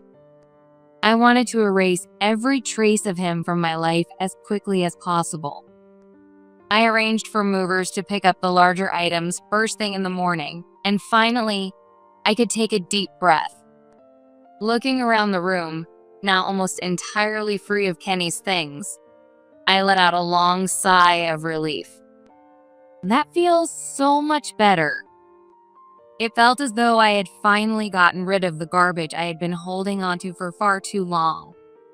Feeling refreshed, I stretched and began enjoying the start of my new life on my own. The next afternoon, as I was leisurely having lunch, my phone suddenly rang. Pausing my meal, I glanced at the caller ID and frowned when I saw the name displayed. It was Kenny, the last person I ever expected or wanted to hear from again. I could have ignored it, but I decided it was better to deal with whatever he wanted and get it over with. Reluctantly, I answered the call. Hello? So, have you reflected on your actions yet? Kenny's arrogant tone hit me the moment I answered. I had no idea what he was talking about, so I asked bluntly. Reflected? On what? He clicked his tongue in annoyance, and I could feel his frustration coming through the phone. On filing for divorce, of course. If you apologize right now, I might reconsider and take you back. I couldn't believe he was still saying things like this. Letting out an exasperated sigh, I replied calmly. I already submitted the divorce papers this morning. What did you say? Also, I hired a moving company and had all your stuff sent out. It should arrive tomorrow, so make sure to take care of it. You did all that without asking me? What the hell? What are you talking about? You're the one who told me to send your things. I just did exactly what you asked. You stubborn and logical woman. Kenny muttered in a low growl, and then, as if trying to save face, hurled one last insult at me. You're such a boring, unladylike woman. You'll never find someone to marry you again. It was clear Kenny was desperately trying to get the last word and win the argument. But at this point, nothing he said could bother me in the slightest. In fact, the more he spoke, the more I found myself thinking, what a pathetic man. Whether I get remarried or not is none of your business. And since it seems like you have nothing important to say, I'm hanging up now. I calmly brushed off his insults, ended the call without waiting for a response, and immediately blocked his number. A week later, while working from home, the sound of the doorbell made me look up. Wondering who it could be, I checked the monitor and saw an unexpected face. Kayla? Hello, Vanessa. I'm sorry to show up unannounced. Could I come in for a moment? Kayla stood there with a nervous expression, speaking hesitantly.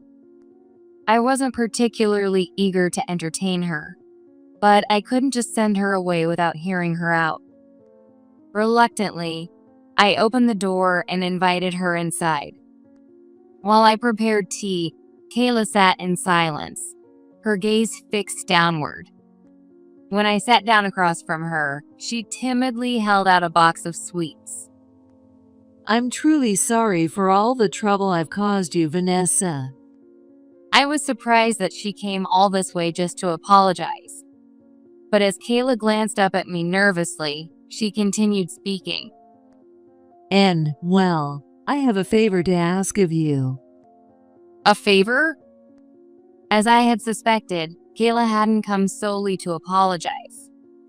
It was clear that this favor was her real reason for visiting. Feeling a sense of dread, I reluctantly asked what it was. I can't imagine what kind of favor you'd ask of me, but What is it? Kayla hesitated for a moment, seemingly gathering her resolve before looking up with a determined expression. I'd like you to remarry Kenny. I stared at her in disbelief, my eyes wide. I had just finalized the divorce, and now she was asking me to remarry him? Kayla looked at me with pleading eyes, but as I gazed back at her desperate expression, I felt my irritation rising. After everything Kenny put me through, which Kayla witnessed firsthand, how could she stand there with just a box of sweets and ask me to remarry him? The sheer audacity was infuriating. Anger bubbling up inside me. I glared at her with disdain and said, "Is this supposed to be some kind of joke?" Kayla flinched at the coldness in my voice but didn't give up. With tears welling in her eyes, she began pleading for Kenny's case. I know you're angry, Vanessa, and you have every right to be. But as things stand, I just feel so sorry for him. After my fight with Kenny and storming out of his parents' house, Walter reportedly praised Kenny, saying, "You did the right thing getting rid of that insolent wife." However, as Kenny continued living at home and only working part-time, Walter began calling him a parasite and useless. When Walter found out that Kenny had tried to reconcile with me, he reportedly flew into a rage, shouting, "Stop doing something so unmanly." Originally, Walter was proud of Kenny for landing a job at a major corporation, but he was furious when Kenny quit without consulting anyone and started working part-time. Lately, he keeps bringing it up and saying cruel things to Kenny about it. Kenny, who had always been validated by his father, became confused and frustrated when Walter started completely rejecting him. Eventually, his frustration turned into anger, leading to clashes between the two. However, Kayla, who had always been looked down upon as a stay-at-home wife, had no voice in the matter. To make things worse, Walter shifted the blame onto her, yelling, "It's your fault for raising him this way." As a result, the atmosphere in the house became unbearable. Kayla, who has endured constant insults from Walter, being called a useless person who can only do housework, wore a visibly stiff expression whenever she spoke about him. Though she had always complied with Walter's demands, it was clear from her demeanor that she had grown tired of it. But if you come back, Vanessa, I'm sure Kenny will start job hunting again, and Walter's mood will improve. So please, Vanessa, remarry Kenny. Her utterly selfish plea filled me with disgust. Despite experiencing firsthand how poorly Walter treated her, she seemed to have no concern about me being subjected to the same treatment. There was no way I could bring myself to do anything for someone like her, and the idea of remarrying Kenny was absolutely out of the question. Your family's issues have nothing to do with me. Please leave. I handed the box of sweets back to Kayla and spoke coldly. Looking panicked, she tried to plead with me, saying, "Wait," but I didn't give her the chance. I gently but firmly pushed her toward the door, effectively escorting her out of my house. If you really want to fix your situation, I'd recommend finding a lawyer who specializes in middle-age divorce. Offering this single piece of advice as a parting courtesy, I mercilessly shut the door in her face, leaving Kayla standing there with a look that said she was on the verge of tears. 3 days later, another uninvited guest showed up at my house. As usual, I was working remotely when I noticed the sound of someone jiggling the handle of the front door. For a moment, I thought it might be a burglar, so I carefully kept watch. Then, my doorbell started ringing repeatedly, almost frantically. Wondering what on earth was happening, I checked the monitor only to see Kenny's face twisted with anger glaring back at me. Relieved it wasn't a burglar, but equally annoyed, I reluctantly pressed the intercom's talk button. "What do you want?" Hey, why did you change the locks? Open the door right now. The earlier sound of the handle rattling must have been Kenny trying to unlock the door. However, I had already replaced the locks with new ones, so his old key wouldn't work anymore. I had changed the locks immediately after our divorce, and now I couldn't be prouder of that decision. "There's no way I'm opening the door. What are you even talking about?" Don't mess with me. I'm your husband. "You were my husband.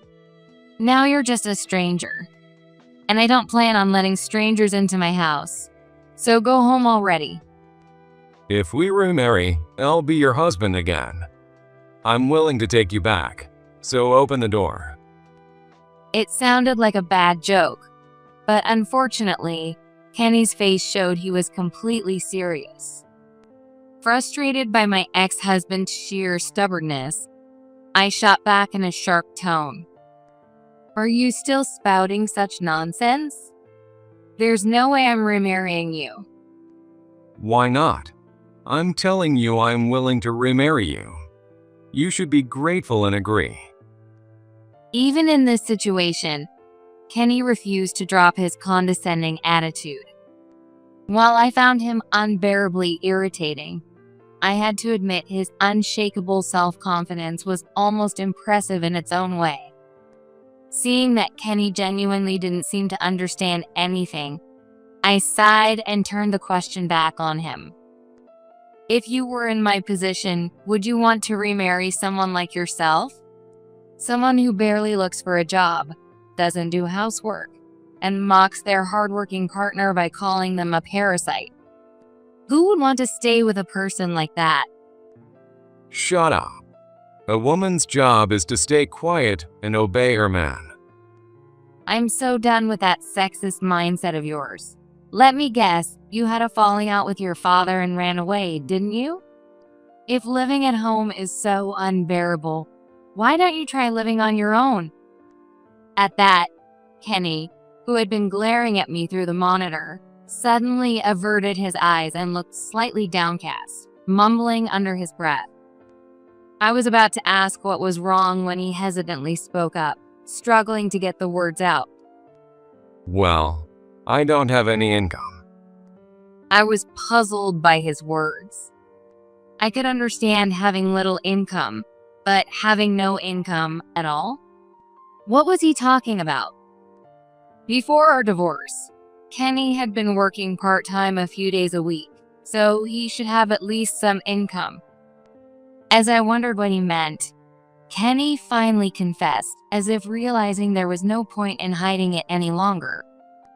When I said I was going to my part-time job, I was actually skipping work to play poker. I kept taking days off without telling anyone, and eventually I got fired. Are you serious? Hearing this for the first time, I couldn't help but let out an exasperated sigh. So you weren't even going to work and were just playing around? And you hid the fact that you got fired? That's unbelievable. I was going to explain everything on payday, but then you started making a fuss about divorcing me, so… Even now, was he seriously trying to shift the blame onto me? I no longer had the energy or will to say anything. I emptied my mind completely, letting his nonsense flow past me without reaction. Anyway, that's why I can't even rent a place right now, so I came back here. You understand my situation now, right? Just open the door now. Kenny, fully resigned yet acting arrogant, sat back as if he were entitled to my hospitality. Yes, I understood his situation perfectly. But how could he possibly believe I would take him back because of it? Even now, I couldn't wrap my head around his thought process. All of this is your own fault. Why on earth would you think I let you back in because of that? What did you say? Like I said before, I'm not letting a stranger into my house. Don't ever come here again. Don't mess with me. I went out of my way to come here for you. Kenny kept ranting, but I ignored him and ended the intercom call without hesitation. He became even more enraged and started violently kicking the front door. As he kicked the door, he shouted things like, "Open up," and "Don't mess with me," causing a commotion. By this point, I knew this was no longer something I could handle on my own. Without hesitation, I called the police. It turned out that other residents had already called them as well, because shortly after, I could hear the sound of a police car's siren approaching. Realizing that a patrol car had pulled up outside my building, Kenny panicked and fled. When the officers arrived, I explained the situation to them. They assured me they would increase patrols in the area for a while. Their efforts paid off, as Kenny never showed up at my home again. Having failed in his plan to remarry me, Kenny apparently went to Walter's workplace next. There, he caused a scene, demanding that Walter give him a job. Walter, who prided himself on his reputation and outward image, was furious at being humiliated in such a public way. Even when Kenny begged, saying he was jobless and homeless, Walter refused to believe him and threw him out of the house. I have no idea where Kenny is living now, abandoned even by Walter, but honestly, I couldn't care less. I had been enjoying my peaceful single life, but one day, I witnessed something surprising at the local grocery store. There, behind the register, was Kayla, clumsily operating the cashier. Noticing my unwavering gaze, Kayla suddenly looked up and glanced in my direction. When she saw me, her face showed a look of surprise as well. However, since she was in the middle of her shift, Kayla didn't say anything. With an awkward expression, she averted her gaze and went back to operating the register. I never would have expected Kayla, who had always been a stay-at-home wife, to start working at her age. But it might be better for her to stay busy rather than being cooped up at home.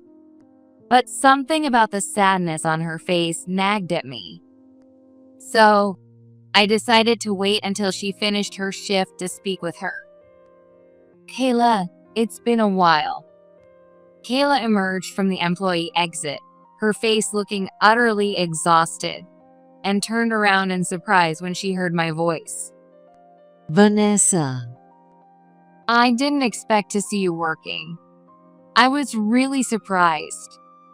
At my words, Kayla gave a weak smile and slowly began to explain her situation.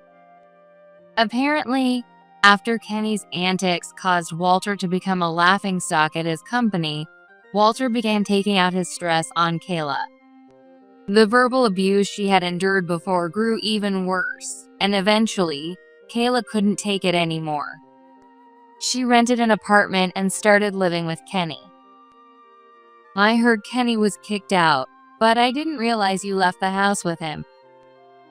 Yes, but even after we started living together, Kenny refuses to work, and on top of that, he dumps all the housework on me. He says I should be able to find a job even at my age, so I'm the one working while he just stays home and plays around. Honestly, it's not much different from when we were living at home. Kayla chuckled bitterly as she spoke, her laughter tinged with self-mockery. Hearing about her terrible situation, I couldn't help but frown. I hadn't expected Kenny's rotten behavior to change, but I never thought he would stoop so low as to freeload off his elderly mother. Thank you for talking to me, Vanessa, even after all the trouble I caused you. It means a lot to me. I'm so sorry for everything. After saying that, Kayla quietly turned to leave. But I grabbed her arm, and as she looked at me in confusion, I locked eyes with her and spoke firmly. Kayla, let's go to a real estate agent right now. What? Pulling her along despite her surprise, I led her to a nearby real estate office. While she stood there, stunned, I searched for a small apartment suitable for a single person and helped her sign a lease. Kayla looked completely bewildered by how quickly everything happened. Wait, Vanessa, what exactly is this? You need to cut ties with Walter and Kenny. Kayla was left speechless by the decisiveness of my words. Taking advantage of her silence, I began trying to persuade her. As long as you stay with those two, you'll never find happiness. I'll introduce you to a lawyer. Divorcing Walter is the best option for you. And as for Kenny, you need to stop enabling him. Let him figure out how to live on his own.